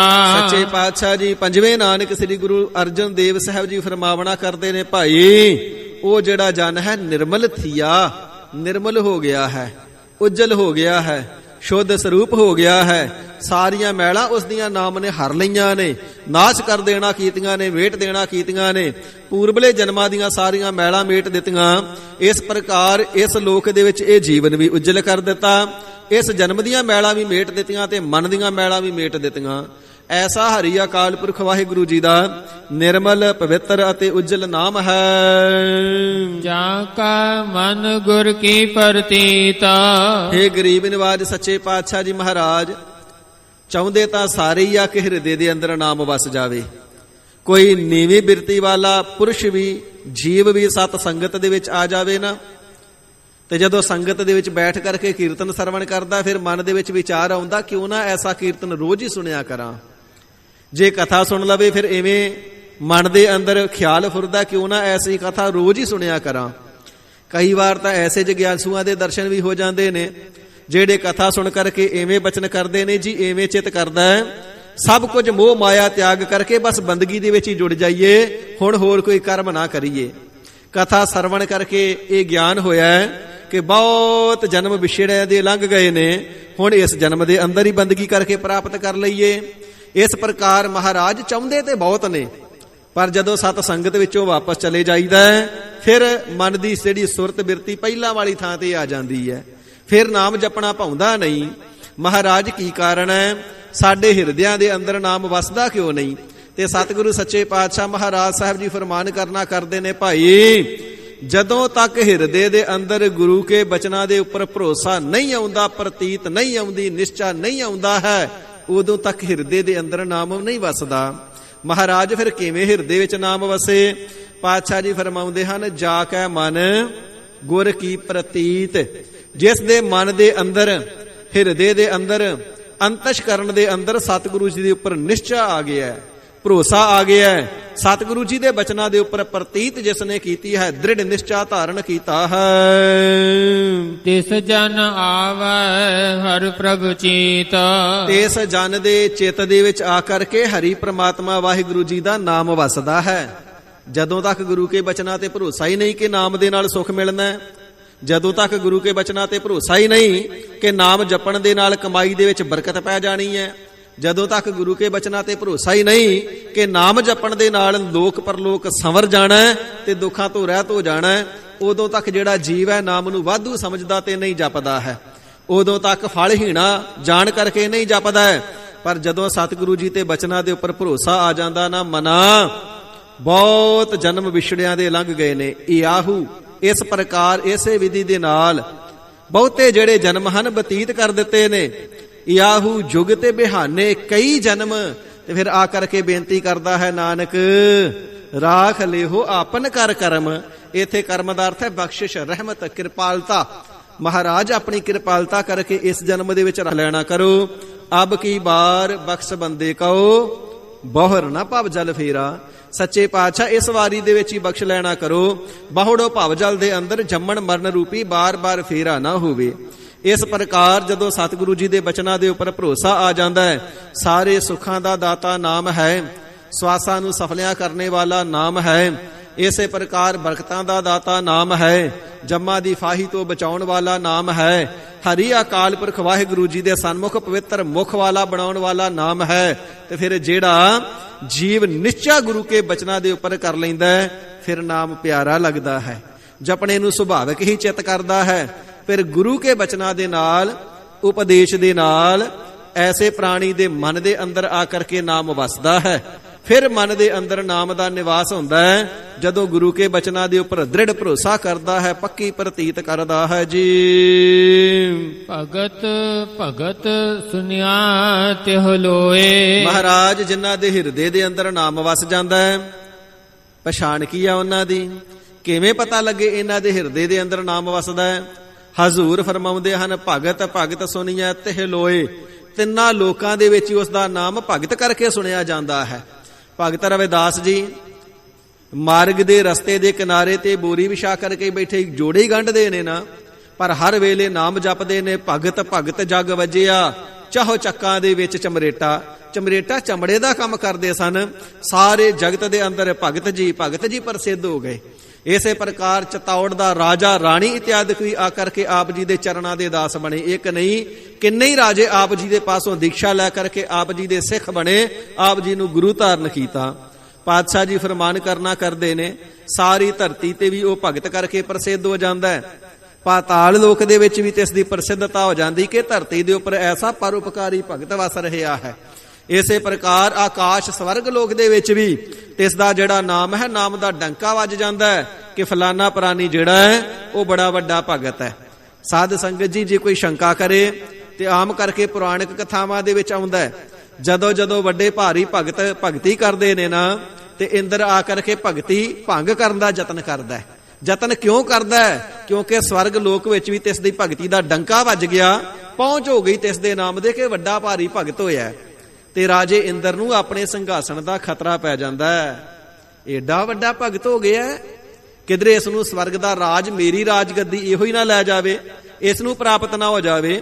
ਇਸ ਪ੍ਰਕਾਰ ਸਵਰਗ ਲੋਕ ਦੇ ਵਿੱਚ ਵੀ ਤਿਸ ਦੇ ਨਾਮ ਦਾ ਡੰਕਾ ਵੱਜ ਜਾਂਦਾ ਹੈ, ਪਾਤਾਲ ਲੋਕ ਦੇ ਵਿੱਚ ਵੀ, ਤੇ ਪ੍ਰਿਥਵੀ ਮੰਡਲ ਦੇ ਉੱਪਰ ਵੀ ਬੜਾ ਪ੍ਰਸਿੱਧ ਹੋ ਜਾਂਦਾ ਜੀ, ਫਲਾਨਾ ਬੜਾ ਵੱਡਾ ਭਗਤ ਹੋਇਆ ਹੈ। ਅੱਜ ਪ੍ਰਿਥਵੀ ਮੰਡਲ ਤੇ ਭਗਤ ਧੰਨਾ ਜੀ ਦਾ ਨਾਮ ਕੌਣ ਨਹੀਂ ਜਾਣਦਾ? ਭਗਤ ਕਬੀਰ ਜੀ, ਬਾਬਾ ਫਰੀਦ ਸਾਹਿਬ ਜੀ, ਕਿਹੜੇ ਲੋਕ ਦੇ ਵਿੱਚ ਇਹਨਾਂ ਦਾ ਨਾਮ ਛੁਪਿਆ ਹੋਇਆ ਹੈ? ਸਭ ਲੋਕਾਂ ਦੇ ਅੰਦਰ ਪ੍ਰਗਟ ਹੈ। ਹਜ਼ੂਰ ਫਰਮਾਉਂਦੇ ਹਨ, ਭਾਈ ਜਿਸ ਦੇ ਹਿਰਦੇ ਦੇ ਅੰਦਰ ਨਾਮ ਵਸ ਜਾਂਦਾ ਨਾ, ਤਿੰਨਾਂ ਹੀ ਲੋਕਾਂ ਦੇ ਵਿੱਚ ਤਿਸ ਦੇ ਨਾਮ ਦਾ ਡੰਕਾ ਵੱਜ ਜਾਂਦਾ ਹੈ। ਲੋਕ ਭਗਤ ਜੀ ਕਹਿ ਕਰਕੇ ਸਤਿਕਾਰ ਕਰਨਾ ਕਰਦੇ ਨੇ। ਸੋ ਗਤ ਪ੍ਰਾਪਤੀ ਪ੍ਰੇਮ ਦੇ ਸਹਿਤ, ਜਿਸ ਨੇ ਪ੍ਰੇਮਾ ਭਗਤੀ ਕਰਕੇ ਵਾਹਿਗੁਰੂ ਜੀ ਦੀ ਪ੍ਰਾਪਤੀ ਕਰ ਲਈ ਹੈ। ਭਲੀ ਪ੍ਰਕਾਰ ਗਤ ਜਿਸ ਨੂੰ ਵਾਹਿਗੁਰੂ ਜੀ ਦੀ ਪ੍ਰਾਪਤੀ ਹੋ ਗਈ ਹੈ। ਗਤ ਜਿਸ ਦੀ ਚਾਲ ਮਰਿਆਦਾ ਪ੍ਰੇਮਾ ਭਗਤੀ ਵਾਲੀ ਏ। ਪ੍ਰੇਮਾ ਭਗਤੀ ਦੇ ਅੰਦਰ ਹੀ ਜਿਸ ਦਾ ਜੀਵਨ ਆਚਰਣ ਅਤੇ ਕਰਤੱਵ ਹੈ, ਤਿਸ ਦਾ ਨਾਮ ਤਿੰਨਾਂ ਲੋਕਾਂ ਦੇ ਅੰਦਰ ਪ੍ਰਚਲਿਤ ਹੋ ਜਾਂਦਾ ਹੈ, ਪ੍ਰਸਿੱਧ ਹੋ ਜਾਂਦਾ ਹੈ, ਵਿਦਮਾਨ ਹੋ ਜਾਂਦਾ ਹੈ ਜੀ। ਜਾ ਕਾ ਹਿਰਦਾ ਏਕ ਹੋਏ। ਜਿਸ ਪ੍ਰਾਣੀ ਦੇ ਹਿਰਦੇ ਦੇ ਅੰਦਰ ਕੇਵਲ ਤਾਂ ਕੇਵਲ ਇੱਕ ਪ੍ਰਮਾਤਮਾ ਵਾਹਿਗੁਰੂ ਜੀ ਦਾ ਨਾਮ ਵਸਦਾ ਹੈ, ਜੋ ਹਿਰਦੇ ਕਰਕੇ ਕੇਵਲ ਤਾਂ ਕੇਵਲ ਹਿਰਦਾ ਹੋਏ, ਹਿਰਦੇ ਦੇ ਅੰਦਰ ਇੱਕ ਵਾਹਿਗੁਰੂ ਜੀ ਦਾ ਹੀ ਧਿਆਨ ਰਹਿੰਦਾ ਹੈ। ਸਭ ਕੋ ਆਸਾ ਤੇਰੀ ਬੈਠਾ, ਸਭ ਕੋਈ ਆਸਾ ਜਿਸ ਨੇ ਉਸ ਦੇ ਉੱਪਰ ਹੀ ਲਾ ਲਈਆਂ, ਜਿਸ ਦੀ ਆਸਾ ਤੇ ਹਰ ਕੋਈ ਪ੍ਰਾਣੀ ਮਾਤਰ ਬੈਠਾ ਹੋਇਆ ਹੈ। ਐਸੇ ਇੱਕ ਹਰੀ ਅਕਾਲ ਪੁਰਖ ਵਾਹਿਗੁਰੂ ਜੀ ਦਾ ਹੀ ਪੱਕਾ ਨਿਸ਼ਚਾ ਜਿਸ ਨੇ ਹਿਰਦੇ ਦੇ ਅੰਦਰ ਧਾਰਨ ਕਰ ਲੈਣਾ ਕੀਤਾ ਹੈ ਜੀ। ਸੱਚ ਕਰਨੀ ਸੱਚ ਤਾਕੀ ਰਹਤ। ਭਾਈ ਹੋਰ ਸੁਣੋ, ਤਿੰਨਾਂ ਦੀ ਪਛਾਣ ਇਹ ਹੈ, ਸੱਚ ਕਰਨੀ ਸੱਚ ਤਾਕੀ ਰਹਿਤ। ਉਹਨਾਂ ਦੀ ਰਹਿਣੀ ਵੀ ਸੱਚੀ ਹੁੰਦੀ ਏ, ਉਹਨਾਂ ਦੀ ਕਰਨੀ ਵੀ ਸੱਚੀ ਹੁੰਦੀ ਏ। ਉਹ ਕਰਨੀ ਅਤੇ ਕਥਨੀ ਦੇ ਪੂਰੇ ਹੁੰਦੇ ਨੇ, ਕਿਉਂਕਿ ਜਿਹੜਾ ਮੁਖ ਦੇ ਵਿੱਚੋਂ ਆਖੇ ਕੁਝ ਹੋਰ ਤੇ ਜੀਵਨ ਦੇ ਅੰਦਰ ਆਚਾਰ ਕਰਤੱਵ ਕੁਛ ਹੋਰ ਹੋਵੇ, ਉਹ ਪੱਕੇ ਨਹੀਂ ਕਹੇ ਜਾਂਦੇ, ਉਹ ਪੂਰੇ ਨਹੀਂ ਕਹੇ ਜਾਂਦੇ। ਜਿਨ ਮਨ ਹੋਰ ਮੁਖ ਹੋਰ ਸੇ ਕਾਂਡੇ ਕੱਚਿਆ। ਕਾਂਡੇ ਦਾ ਭਾਵ ਕਹੇ ਜਾਂਦੇ ਨੇ। ਮਨ ਦੇ ਵਿੱਚੋਂ ਮਿੱਠੀਆਂ ਮਿੱਠੀਆਂ ਗੱਲਾਂ ਕਰਨੀਆਂ, ਹਿਰਦੇ ਦੇ ਅੰਦਰ ਈਰਖਾ ਰੱਖਣੀ, ਭਾਈ ਉਹ ਕੱਚੇ ਕਹੇ ਜਾਂਦੇ ਨੇ। ਮੁਖ ਚੋਂ ਬੋਲ ਕਰਕੇ ਦੂਜਿਆਂ ਨੂੰ ਨਾਮ ਸੁਣਾਉਣਾ, ਅੰਦਰ ਕੇਵਲ ਤਾਂ ਕੇਵਲ ਪਦਾਰਥਾਂ ਦੀ ਇੱਛਾ ਹੋਣੀ, ਭੁੱਖ ਹੋਣੀ। ਜਿਹੜੇ ਪਿਆਰ ਦੇ ਬਚਨ ਮੁਖ ਚੋਂ ਸੁਣਾਏ, ਹਿਰਦੇ ਵਿੱਚ ਉਹ ਪਿਆਰ, ਉਹ ਪ੍ਰਤੀਤੀ, ਉਹ ਭਰੋਸਾ ਨਾ ਹੋਣਾ, ਹਜ਼ੂਰ ਫਰਮਾਉਂਦੇ ਹਨ ਉਹ ਕੱਚੇ ਕਹੇ ਜਾਂਦੇ ਨੇ। ਪਰ ਜਿਹੜੇ ਵਾਹਿਗੁਰੂ ਜੀ ਦੇ ਪਿਆਰੇ ਨੇ, ਤਿੰਨਾਂ ਦੀ ਪਛਾਣ ਇਹ ਹੈ ਸੱਚ ਕਰਨੀ। ਉਹਨਾਂ ਦੀ ਕਰਨੀ ਕਰਤੱਵ ਆਚਾਰ ਵੀ ਸੱਚਾ ਹੁੰਦਾ ਹੈ। ਸੱਚ ਤਾਂ ਕੀ ਰਹਿਣੀ, ਉਹਨਾਂ ਦੀ ਰਹਿਣੀ ਬਹਿਣੀ ਕਹਿਣੀ ਸਹਿਣੀ ਸਭ ਸੱਚੀ ਹੁੰਦੀ ਹੈ। ਸੱਚ ਤਾਂ ਕੀ ਰਹਿਤ, ਸੱਚੇ ਗੁਰਾਂ ਦੀ ਰਹਿਤ ਦੇ ਵਿੱਚ ਉਹ ਸਦਾ ਹੀ ਚੱਲਦੇ ਹਨ। ਸੋ ਇਸ ਪ੍ਰਕਾਰ ਤਾਕੀ ਤਿੰਨਾਂ ਦੀ ਰਹਿਤ ਜਿਹੜੀ ਮਰਿਆਦਾ ਹੈ, ਉਹ ਵੀ ਸਤਿਗੁਰੂ ਜੀ ਦੀ ਬਖਸ਼ਿਸ਼ ਕੀਤੀ ਹੋਈ ਸੱਚੀ ਹੀ ਧਾਰਨ ਕਰਦੇ ਨੇ। ਦੁਨੀਆ ਦੀ ਝੂਠੀ ਮਰਿਆਦਾ ਦੇ ਵਿੱਚ, ਮੋਹ ਇਤਿਆਦਿਕ ਦੇ ਵਿੱਚ ਖਚਤ ਗਲਤਾਨ ਨਹੀਂ ਹੁੰਦੇ। ਸਤਿਗੁਰੂ ਜੀ ਦੀ ਮਰਿਆਦਾ ਨੂੰ ਸੱਚੀ ਕਰਕੇ ਜਾਣਦੇ ਨੇ। ਇਸ ਪ੍ਰਕਾਰ ਉਹਨਾਂ ਦੀ ਹਿਰਦੇ ਕਰਕੇ ਕਰਨੀ ਕਰਤੂਤ ਕਰਤਵ ਆਚਾਰ ਆਚਰਣ ਵੀ ਸੱਚਾ ਹੈ, ਤਿੰਨਾਂ ਦੀ ਰਹਿਣੀ ਬਹਿਣੀ ਸਹਿਣੀ ਵੀ ਸੱਚੀ ਹੈ, ਅਤੇ ਬਚਨ ਵੀ ਸਦਾ ਮੁਖ ਚੋਂ ਸੱਚ ਦੇ ਹੀ ਕਹਿੰਦੇ ਹਨ। ਸੱਚ ਹਿਰਦੈ ਸਤ ਮੁਖ ਕਹਤ। ਉਹਨਾਂ ਦੇ ਹਿਰਦੇ ਦੇ ਅੰਦਰ ਸਤ ਸਰੂਪ ਪਰਮਾਤਮਾ ਜੀ ਦਾ ਨਿਵਾਸ ਹੈ। ਨਾਮ ਕਰਕੇ ਸਤ ਸਰੂਪ ਪਰਮਾਤਮਾ ਜੀ ਦਾ ਸਿਮਰਨ ਧਿਆਨ ਇਸੇ ਪ੍ਰਕਾਰ ਯਾਦ ਹਿਰਦੇ ਵਿੱਚ ਸਦਾ ਵਸਾ ਕਰਕੇ ਰੱਖਦੇ ਹਨ। ਅੰਤਰ ਗੁਰ ਆਰਾਧਨਾ, ਹਿਰਦੇ ਦੇ ਅੰਦਰ ਵੀ ਨਾਮ ਨੂੰ ਆਰਾਧਨਾ ਕਰਦੇ ਨੇ। ਜਿਹਵਾ ਜਪ ਗੁਰ ਨਾਉ, ਰਸਨਾ ਦੇ ਨਾਲ ਵੀ ਸਦਾ ਵਾਹਿਗੁਰੂ ਜੀ ਦੇ ਨਾਮ ਨੂੰ ਜਪਦੇ ਨੇ। ਤੁਰਦਿਆਂ ਫਿਰਦਿਆਂ ਬੈਠਦਿਆਂ ਸੌਂਦਿਆਂ ਉੱਠਦਿਆਂ ਹਰ ਵੇਲੇ ਮੁਖ ਚੋਂ ਜਪਦੇ ਨੇ ਸਤਨਾਮ ਸ੍ਰੀ ਵਾਹਿਗੁਰੂ। ਸੌਂਦੇ ਵਾਹੋ ਵਾਹੋ ਉਚ ਰਹੇ, ਉੱਠਦੇ ਪੀ ਵਾਹੋ ਕਰੇਨ। ਤਿੰਨਾਂ ਦੀ ਪਛਾਣ ਹੁੰਦੀ ਏ। ਜਦੋਂ ਸੌਂਦੇ ਨੇ ਤਾਂ ਵੀ ਵਾਹਿਗੁਰੂ ਵਾਹਿਗੁਰੂ ਵਾਹਿਗੁਰੂ ਦੇ ਜਾਪ ਕਰਦੇ ਹੀ ਸੌਂਦੇ ਨੇ। ਜਦੋਂ ਉੱਠਦੇ ਨੇ ਤੇ ਮੁਖ ਚੋਂ ਸਭ ਤੋਂ ਪਹਿਲਾ ਬਚਨ ਵਾਹਿਗੁਰੂ ਹੀ ਨਿਕਲਦਾ ਹੈ। ਇਸ ਪ੍ਰਕਾਰ ਜੇਕਰ ਰਾਤਰੀ ਦੇ ਸਮੇਂ ਸੁਪਨਾ ਵੀ ਆ ਜਾਵੇ ਨਾ, ਤੇ ਸੁਪਨੇ ਦੇ ਵਿੱਚ ਵੀ ਬਰੜਾ ਕਰਕੇ ਵਾਹਿਗੁਰੂ ਜੀ ਦਾ ਨਾਮ ਹੀ ਕਹਿੰਦੇ ਨੇ। ਕਬੀਰ ਸੁਪਨੈ ਹੂ ਬਰੜਾਏ ਕੈ, ਜਿਹ ਮੁਖ ਨਿਕਸੈ ਰਾਮ, ਤਾਕੇ ਪੱਗ ਕੀ ਪਨ ਹੀ ਮੇਰੇ ਤਨ ਕੋ ਚਾਮ। ਸੋ ਐਸਾ ਤਿੰਨਾਂ ਦਾ ਕਰਤੱਵ ਵਿਵਹਾਰ ਹੁੰਦਾ ਹੈ। ਸੌਂਦੇ ਵਾਹੋ ਵਾਹੋ ਉੱਚ ਰਹੇ, ਸੁੱਤਿਆਂ ਪਿਆ ਵੀ ਵਾਹਿਗੁਰੂ ਵਾਹਿਗੁਰੂ ਜੀ ਦਾ ਨਾਮ ਹੀ ਜਪਦੇ ਨੇ। ਡਾਕਟਰ ਭਾਈ ਵੀਰ ਸਿੰਘ ਸਾਹਿਬ ਜੀ, ਸੰਤ ਬਾਬਾ ਜਰਨੈਲ ਸਿੰਘ ਜੀ, ਸੰਤ ਬਾਬਾ ਹਰਨਾਮ ਸਿੰਘ ਜੀ ਰਾਤਰੀ ਨੂੰ ਕੀਰਤਨ ਸੁਹੇਲੇ ਦਾ ਪਾਠ ਕਰਨੇ ਤੋਂ ਉਪਰੰਤ ਕਿਤਨਾ ਸਮਾਂ ਵਾਹਿਗੁਰੂ ਵਾਹਿਗੁਰੂ ਵਾਹਿਗੁਰੂ ਦਾ ਜਾਪ ਕਰਦੇ, ਫਿਰ ਆਸਣ ਦੇ ਉੱਪਰ ਬਿਰਾਜ ਜਾਂਦੇ। ਹਿਰਦੇ ਦੇ ਅੰਦਰ ਵਾਹਿਗੁਰੂ ਜੀ ਦੇ ਨਾਮ ਦਾ ਚਿੰਤਨ ਕਰਦਿਆਂ ਹੋਇਆਂ ਹੀ ਆਰਾਮ ਕਰਨਾ ਕਰਦੇ, ਬਿਰਾਜਣਾ ਕਰਦੇ।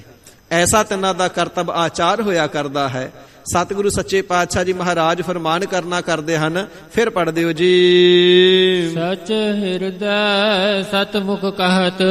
ਉਹਨਾਂ ਦੇ ਹਿਰਦੇ ਦੇ ਅੰਦਰ ਵੀ ਸਤ ਸਰੂਪ ਪਰਮਾਤਮਾ ਜੀ ਦੇ ਨਾਮ ਦਾ ਹੀ ਨਿਵਾਸ ਹੁੰਦਾ ਹੈ, ਤੇ ਮੁਖ ਕਹਿਤ, ਮੁਖ ਦੇ ਵਿੱਚੋਂ ਵੀ ਵਾਹਿਗੁਰੂ ਜੀ ਦਾ ਹੀ ਨਾਮ ਉਚਾਰਦੇ ਨੇ।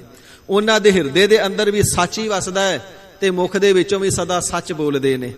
ਇਸੇ ਪ੍ਰਕਾਰ ਗ੍ਰੰਥਕਾਰਾਂ ਨੇ ਲਿਖਿਆ ਹੈ, ਜੇਕਰ ਬਰਫ਼ ਦਾ ਪਹਾੜ ਕਦੇ ਤਪਣ ਲੱਗ ਜਾਵੇ, ਜੇਕਰ ਸੂਰਜ ਕਦੇ ਬਰਫ਼ ਵਾਂਗੂ ਠੰਡਾ ਹੋ ਜਾਵੇ, ਜੇਕਰ ਸਮੁੰਦਰ ਸਾਗਰ ਦੇ ਪਾਣੀ ਨੂੰ ਮਿਲ ਲਿਆ ਜਾਵੇ, ਜੇਕਰ ਸੁੱਕੇ ਖੁਸ਼ਕ ਪਹਾੜ ਦੇ ਸਿਰੇ ਵਾਲੇ ਪੱਥਰ ਦੇ ਉੱਪਰ ਕਦੇ ਕਮਲ ਦਾ ਫੁੱਲ ਉੱਗੇ, ਇਹ ਸਾਰੀਆਂ ਚੀਜ਼ਾਂ ਅਣਹੋਣੀਆਂ ਨੇ, ਹੋ ਨਹੀਂ ਸਕਦੀਆਂ। ਪਰ ਇਹ ਕਦੇ ਹੋਣ ਤੇ ਹੋ ਹੀ ਜਾਣ।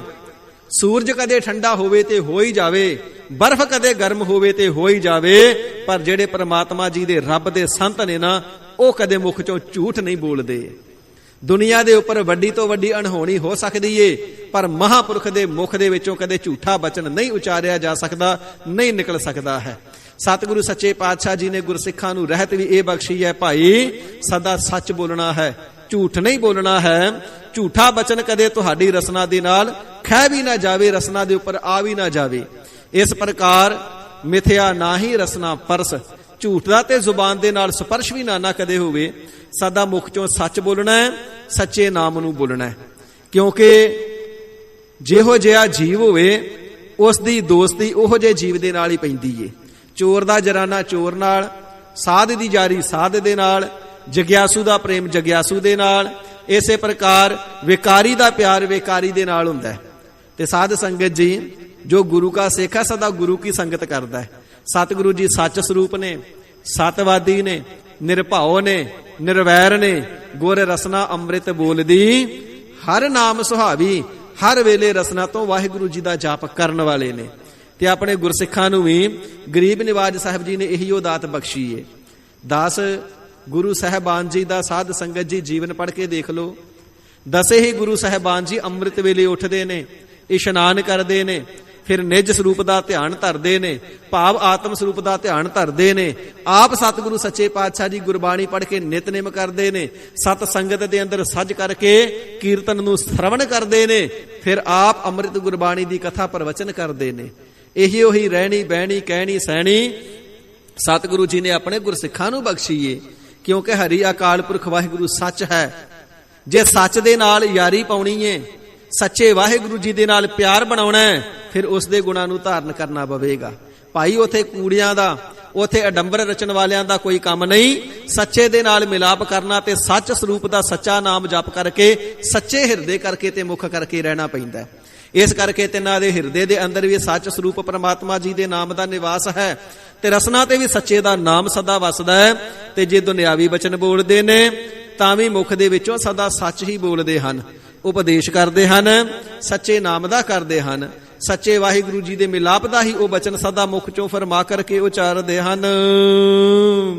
ਸਾਚੀ ਦ੍ਰਿਸ਼ਟ ਸਾਚਾ ਆਕਾਰ। ਭਾਈ ਜਿਤਨਾ ਵੀ ਆਕਾਰ ਜਗਤ ਸੰਸਾਰ ਹੈ, ਉਹਨਾਂ ਨੂੰ ਸਾਰੇ ਦੇ ਅੰਦਰ ਸੱਚਾ ਹਰੀ ਅਕਾਲ ਪੁਰਖ ਵਾਹਿਗੁਰੂ ਵਸਦਾ ਹੀ ਨਜ਼ਰ ਆਉਂਦਾ ਹੈ। ਜਿਤਨੇ ਆਕਾਰ ਇਸਤਰੀਆਂ ਦੇ ਨੇ, ਪੁਰਸ਼ਾਂ ਦੇ ਨੇ, ਪਸ਼ੂ ਪੰਛੀਆਂ ਦੇ ਨੇ, ਸਾਰੇ ਆਕਾਰਾਂ ਦੇ ਅੰਦਰ ਤਿੰਨਾਂ ਨੂੰ ਸਾਚਾ ਸੱਚਾ ਹਰੀ ਅਕਾਲ ਪੁਰਖ ਵਾਹਿਗੁਰੂ ਹੀ ਸਾਖੀ ਚੇਤਨ ਹੋ ਕਰਕੇ ਵਸਿਆ ਨਜ਼ਰ ਆਉਂਦਾ ਹੈ। ਇਸੇ ਪ੍ਰਕਾਰ ਸਾਚੀ ਦ੍ਰਿਸ਼ਟ, ਉਹਨਾਂ ਦੀ ਦ੍ਰਿਸ਼ਟ ਵੀ ਸੱਚੀ ਹੋ ਜਾਂਦੀ ਏ। ਸਾਚੀ ਦ੍ਰਿਸ਼ਟ, ਸੱਚੀ ਦੇ ਅੰਦਰ ਦ੍ਰਿਸ਼ਟਾ ਹਰੀ ਅਕਾਲ ਪੁਰਖ ਵਾਹਿਗੁਰੂ ਦੀ ਜੋਤ ਐਸੀ ਪ੍ਰਗਟ ਹੋ ਜਾਂਦੀ ਏ। ਉਸ ਜੋਤ ਦੇ ਆਸਰੇ ਦੇ ਨਾਲ ਹਰ ਇੱਕ ਆਕਾਰ ਦੇ ਵਿੱਚ ਵਾਹਿਗੁਰੂ ਜੀ ਨੂੰ ਹੀ ਤੱਕਦੇ ਨੇ। ਉਹਨਾਂ ਦਾ ਤੱਕਣਾ ਵੀ ਸੱਚਾ ਹੈ। ਇਸੇ ਪ੍ਰਕਾਰ ਉਹਨਾਂ ਦਾ ਆਕਾਰ ਧਾਰਨ ਕੀਤਾ ਹੋਇਆ ਸਰੀਰ ਵੀ ਸੱਚਾ ਭਾਵ ਸਫਲਾ ਹੈ। ਹਜ਼ੂਰ ਫਰਮਾਵਣਾ ਕਰਦੇ ਨੇ, ਭਾਈ ਇਹ ਲੱਛਣ ਨੇ ਵਾਹਿਗੁਰੂ ਜੀ ਦੇ ਨਾਮ ਜਪਣ ਵਾਲਿਆਂ ਦੇ, ਇਹ ਨਿਸ਼ਾਨੀਆਂ ਨੇ ਜਿਨ੍ਹਾਂ ਦੇ ਹਿਰਦੇ ਦੇ ਅੰਦਰ ਨਾਮ ਵਸ ਗਿਆ ਹੈ। ਦ੍ਰਿਸ਼ਟੀ ਵੀ ਸੱਚੀ ਹੈ ਤੇ ਸਾਰੇ ਆਕਾਰਾਂ ਦੇ ਅੰਦਰ ਸੱਚੀ ਦ੍ਰਿਸ਼ਟੀ ਦੇ ਨਾਲ ਸੱਚੇ ਨੂੰ ਹੀ ਅਧਿਸ਼ਠਾਨ ਰੂਪ ਹੋ ਕਰਕੇ, ਸਾਖੀ ਚੇਤਨ ਰੂਪ ਹੋ ਕਰਕੇ ਵਸਿਆ ਉਹ ਜਾਣਦੇ ਹਨ।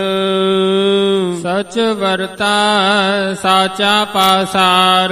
ਅੰਤਰ ਆਤਮੇ ਹਿਰਦੇ ਦੇ ਅੰਦਰ ਜਾਣ ਲੈਂਦੇ ਨੇ ਕਿ ਸਾਰੀ ਪ੍ਰਕਿਰਤੀ ਦੇ ਅੰਦਰ, ਕਾਇਨਾਤ ਦੇ ਅੰਦਰ, ਖੰਡਾਂ ਬ੍ਰਹਿਮੰਡਾਂ ਦੇ ਅੰਦਰ ਸੱਚ ਵਰਤਾ ਹੈ। ਸੱਚ ਸਰੂਪ ਪਰਮਾਤਮਾ ਜੀ ਆਪ ਹੀ ਵਰਤ ਰਹੇ ਨੇ। ਸੱਚ ਸਰੂਪ ਪਰਮਾਤਮਾ ਜੀ ਦੀ ਕਲਾ ਵਰਤਦੀ ਹੈ। ਸਾਚਾ ਪਾਸਾਰ ਤੇ ਸੱਚੇ ਹਰੀ ਅਕਾਲ ਪੁਰਖ ਵਾਹਿਗੁਰੂ ਜੀ ਦਾ ਪਾਸਾਰਾ ਵੀ ਸਾਰਾ ਸੱਚਾ ਹੈ। ਇਥੇ ਜੇ ਕੋਈ ਸ਼ੰਕਾ ਕਰਨਾ ਕਰੇ ਕਿ ਜਿਤਨਾ ਵੀ ਦ੍ਰਿਸ਼ਟਮਾਨ ਸੰਸਾਰ ਹੈ, ਸਾਰੇ ਨੂੰ ਸਤਿਗੁਰੂ ਜੀ ਨੇ ਗੁਰਬਾਣੀ ਦੇ ਅੰਦਰ ਮਿਥਿਆ ਕਹਿਣਾ ਕੀਤਾ ਹੈ। ਦ੍ਰਿਸ਼ਟਮਾਨ ਹੈ ਸਗਲ ਮਿਥੇਨਾ।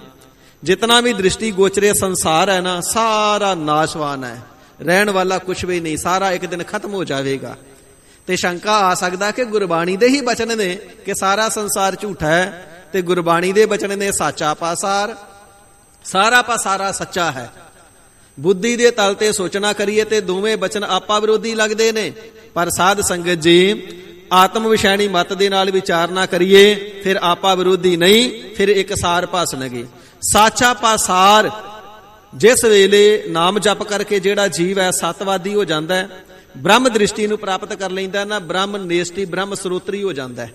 ਬ੍ਰਹਮ ਨੇਸ਼ਟੀ ਤੋਂ ਭਾਵ ਹੈ ਨੇਤਰਾਂ ਦੇ ਨਾਲ ਹਰ ਇੱਕ ਜੀਵ ਦੇ ਅੰਦਰ ਵਾਹਿਗੁਰੂ ਜੀ ਦੀ ਜੋਤ ਨਜ਼ਰ ਆਉਣੀ।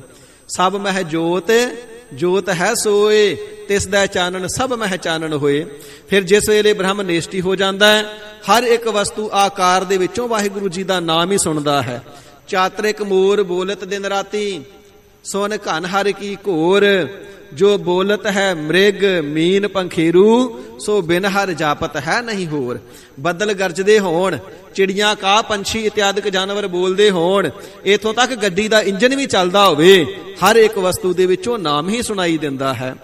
ਹਰ ਇੱਕ ਜੀਵ ਪ੍ਰਾਣੀ ਮਾਤਰ ਦੇ ਅੰਦਰ ਭਾਈ ਕਨਈਆ ਜੀ ਦੇ ਵਾਂਗੂ ਦੁਸ਼ਮਣਾਂ ਦੇ ਵਿੱਚ ਵੀ ਸ੍ਰੀ ਗੁਰੂ ਗੋਬਿੰਦ ਸਿੰਘ ਸਾਹਿਬ ਜੀ ਦਾ ਹੀ ਦੀਦਾਰ ਹੁੰਦਾ ਹੈ। ਇਸ ਪ੍ਰਕਾਰ ਭਾਈ ਇਹ ਪ੍ਰੇਮ ਦੀ ਅਵਸਥਾ ਹੈ, ਇਹ ਆਤਮ ਗਿਆਨ ਦੀ ਅਵਸਥਾ ਹੈ, ਇਹ ਪਛਾਣ ਹੈ ਉਹਨਾਂ ਆਤਮ ਗਿਆਨੀਆਂ ਦੀ ਜਿਨ੍ਹਾਂ ਨੂੰ ਭਗਤ ਤਿੰਨਾਂ ਲੋਕਾਂ ਦੇ ਵਿੱਚ ਕਰਕੇ ਜਾਣਿਆ ਜਾਂਦਾ ਹੈ। ਸੱਚ ਵਰਤੈ ਸਾਚਾ ਪਾਸਾਰ, ਸਾਰੀ ਕਾਇਨਾਤ ਬ੍ਰਹਿਮੰਡਾਂ ਦੇ ਅੰਦਰ ਸੱਚੇ ਨੂੰ ਵਰਤਦਾ ਜਾਣਦੇ ਨੇ। ਸਾਰਾ ਪਾਸਾਰਾ ਜਿਤਨਾ ਨਜ਼ਰ ਆਉਂਦਾ ਸਭ ਸਾਰੇ ਦੇ ਵਿੱਚ ਸੱਚੇ ਨੂੰ ਵਸਦਾ ਜਾਣਦੇ ਨੇ।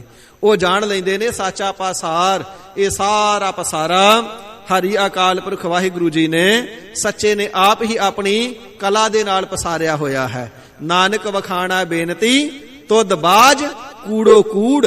ਹਜ਼ੂਰ ਬਚਨ ਕਰਦੇ ਹਨ ਭਾਈ ਸੱਚੇ ਦੀ ਜੋਤ ਕਰਕੇ ਤੇ ਸਾਰਾ ਪਸਾਰਾ ਸੱਚਾ ਹੈ।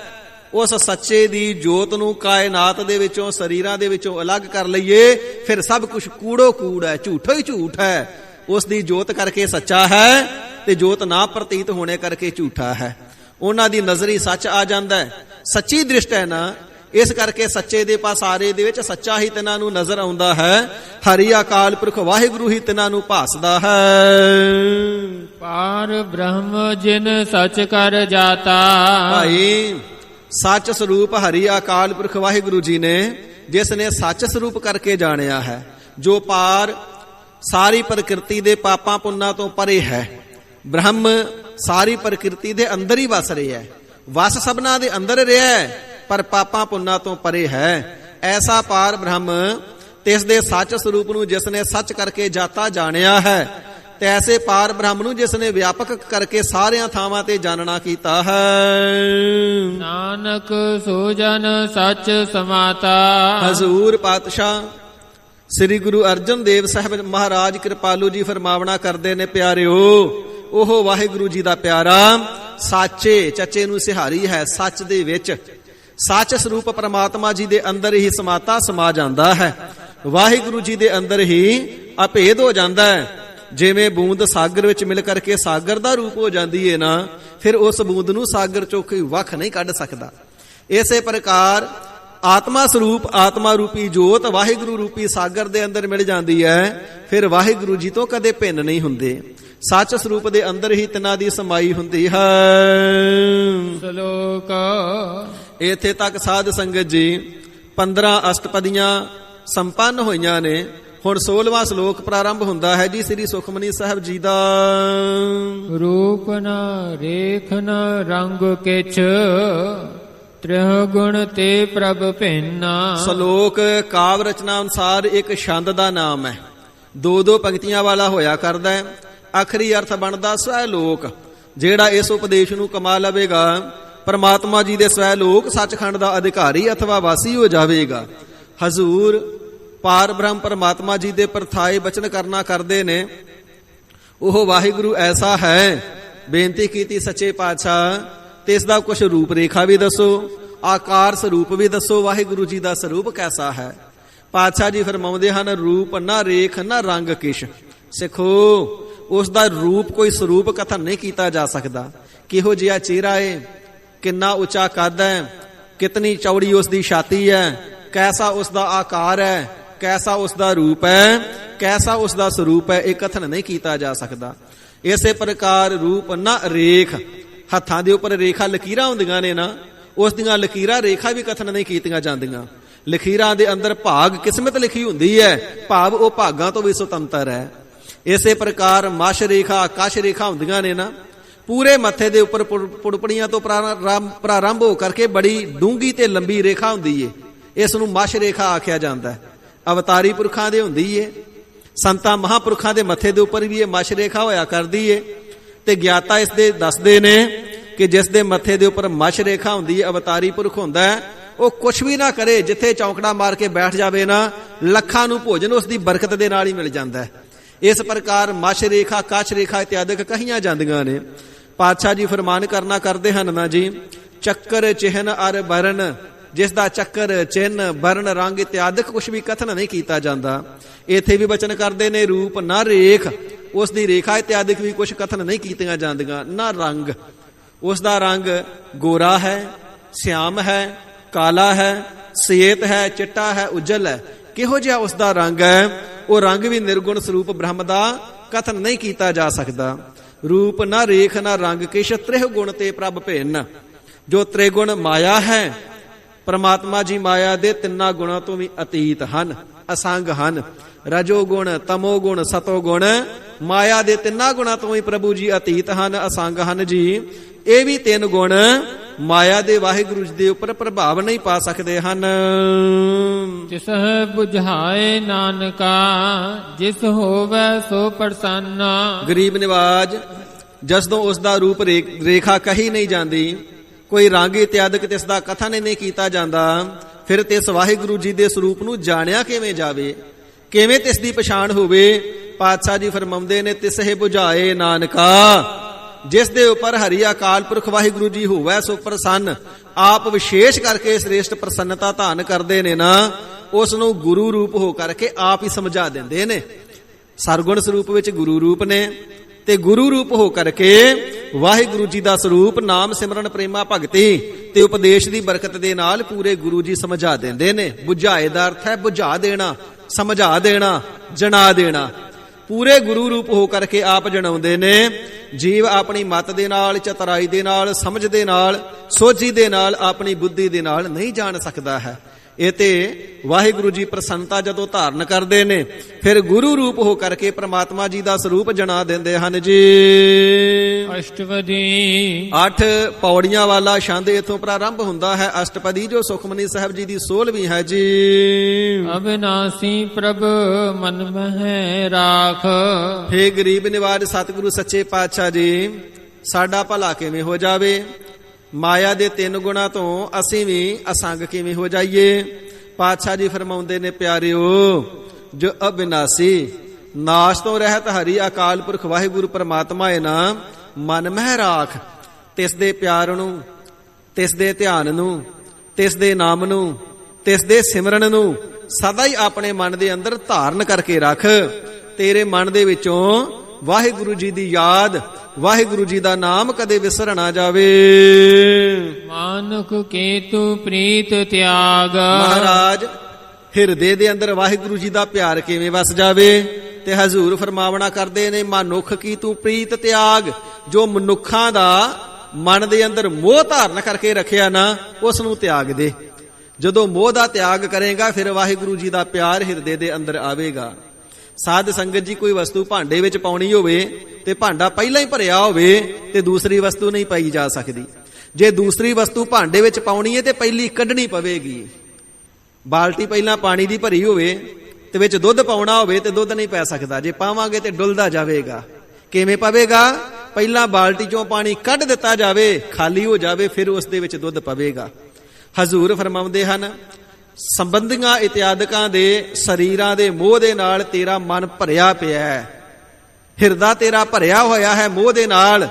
ਪਹਿਲਾਂ ਆਪਣੇ ਹਿਰਦੇ ਨੂੰ ਖਾਲੀ ਕਰ, ਸਰੀਰਾਂ ਦਾ ਮੋਹ ਕੱਢ ਦੇ ਇਸ ਦੇ ਵਿੱਚੋਂ, ਫਿਰ ਵਾਹਿਗੁਰੂ ਜੀ ਦਾ ਪਿਆਰ ਤੇਰੇ ਹਿਰਦੇ ਦੇ ਵਿੱਚ ਟਿਕ ਜਾਵੇਗਾ। ਮਨ ਖਾਲੀ ਹੋਵੇਗਾ ਤਾਂ ਹੀ ਤਾਂ ਵਾਹਿਗੁਰੂ ਜੀ ਦੇ ਗੁਣ ਆਉਣਗੇ। ਤੇ ਜੇ ਪਹਿਲਾਂ ਔਗਣਾ ਨਾ ਭਰਿਆ ਹੋਇਆ ਹਿਰਦਾ ਰੂਪੀ ਭਾਂਡਾ, ਪਹਿਲਾਂ ਲਬਾਲਬ ਭਰਿਆ ਹੋਇਆ, ਤੇ ਹੋਰ ਵਸਤੂ ਨਹੀਂ ਪੈ ਸਕਦੀ। ਪਹਿਲਾਂ ਔਗਣਾ ਦੇ ਨਾਲ ਭਰਿਆ ਹੋਇਆ ਤੇ ਫਿਰ ਗੁਣ ਨਹੀਂ ਪੈ ਸਕਦੇ।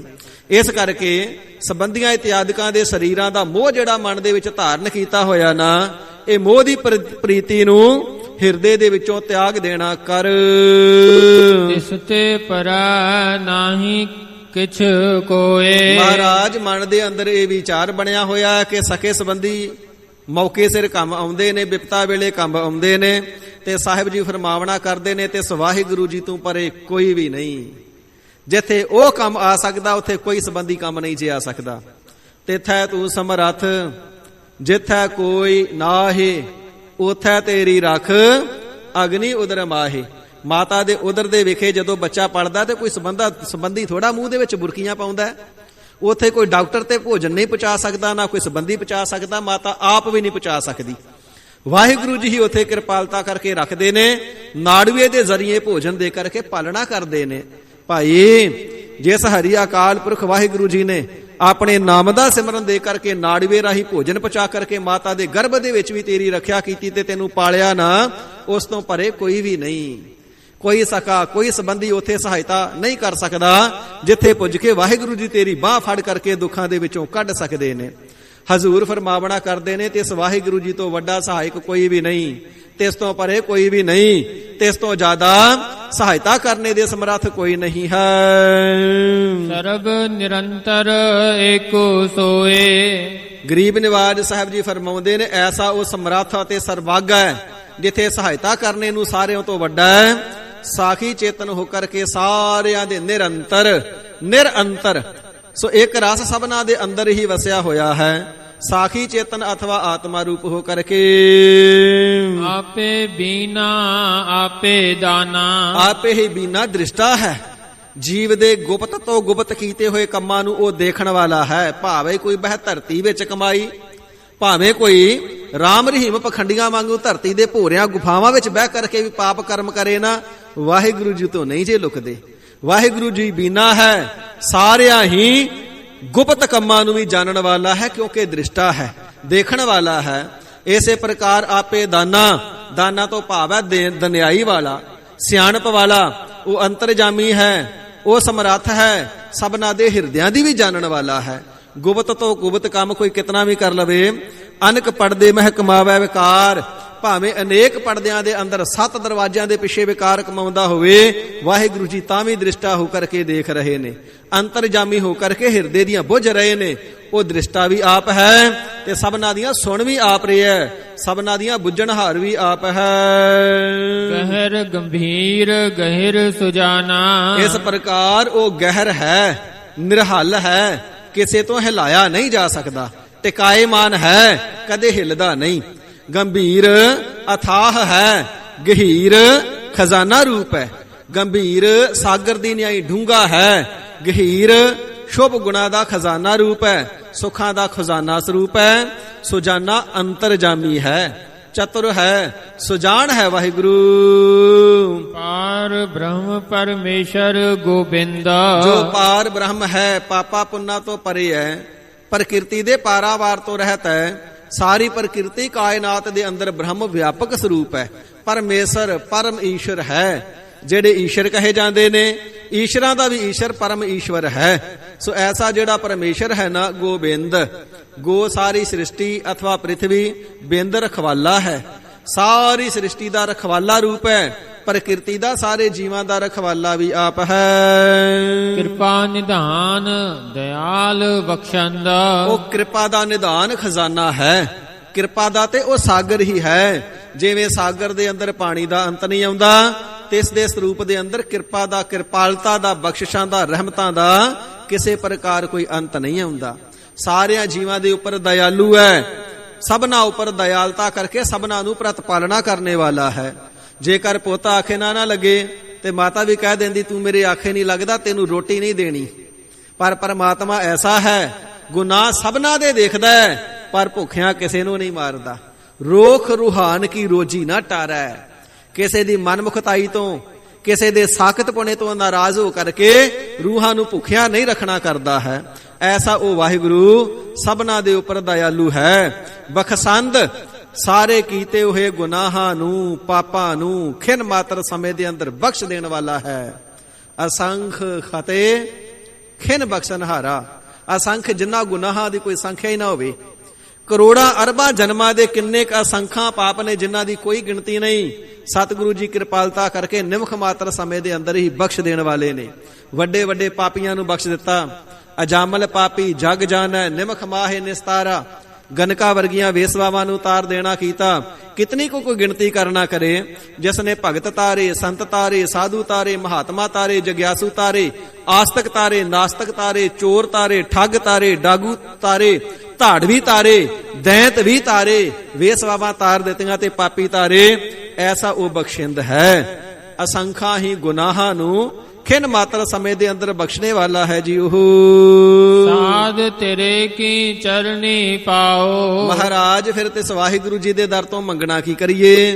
ਹਜ਼ੂਰ ਫਰਮਾਉਂਦੇ ਹਨ, ਅਸੀਂ ਤਾਂ ਸਦਾ ਇਹ ਦਾਤ ਮੰਗਦੇ ਆਂ, ਵਾਹਿਗੁਰੂ ਜੀ ਕਿਰਪਾਲਤਾ ਕਰੋ, ਆਪਣੇ ਸਾਧੂਆਂ ਦੇ ਸੰਗਤ ਦੇ ਨਾਲ ਸਦਾ ਸਾਨੂੰ ਮਿਲਾ ਕਰਕੇ ਰੱਖੋ। ਆਪ ਜੀ ਦੇ ਸਾਧੂਆਂ ਦੇ ਚਰਨੀ ਸਦਾ ਹੀ ਅਸੀਂ ਪੈਂਦੇ ਰਹੀਏ। ਨਾਨਕ ਕਾ ਮਨ ਇਹੋ ਅਨਰਾਓ। ਅਨਰਾਓ ਦਾ ਭਾਵ ਹੈ ਅਨੁਰਾਗ। ਅਨੁਰਾਗ ਦਾ ਅਰਥ ਹੈ ਪਿਆਰ। ਹਜ਼ੂਰ ਫਰਮਾਉਂਦੇ ਹਨ, ਭਾਈ ਸਿੱਖੋ, ਸਾਡੇ ਮਨ ਦੇ ਵਿੱਚ ਤੇ ਇਹੀ ਉਹੀ ਪਿਆਰ ਹੈ। ਵਾਹਿਗੁਰੂ ਜੀ ਆਪਣੇ ਸਾਧ ਜਨਾਂ ਦੀ ਸੰਗਤ ਬਖਸ਼ੋ, ਤਿਨਾਂ ਦੇ ਚਰਨੀ ਲੱਗੇ ਰਹੀਏ।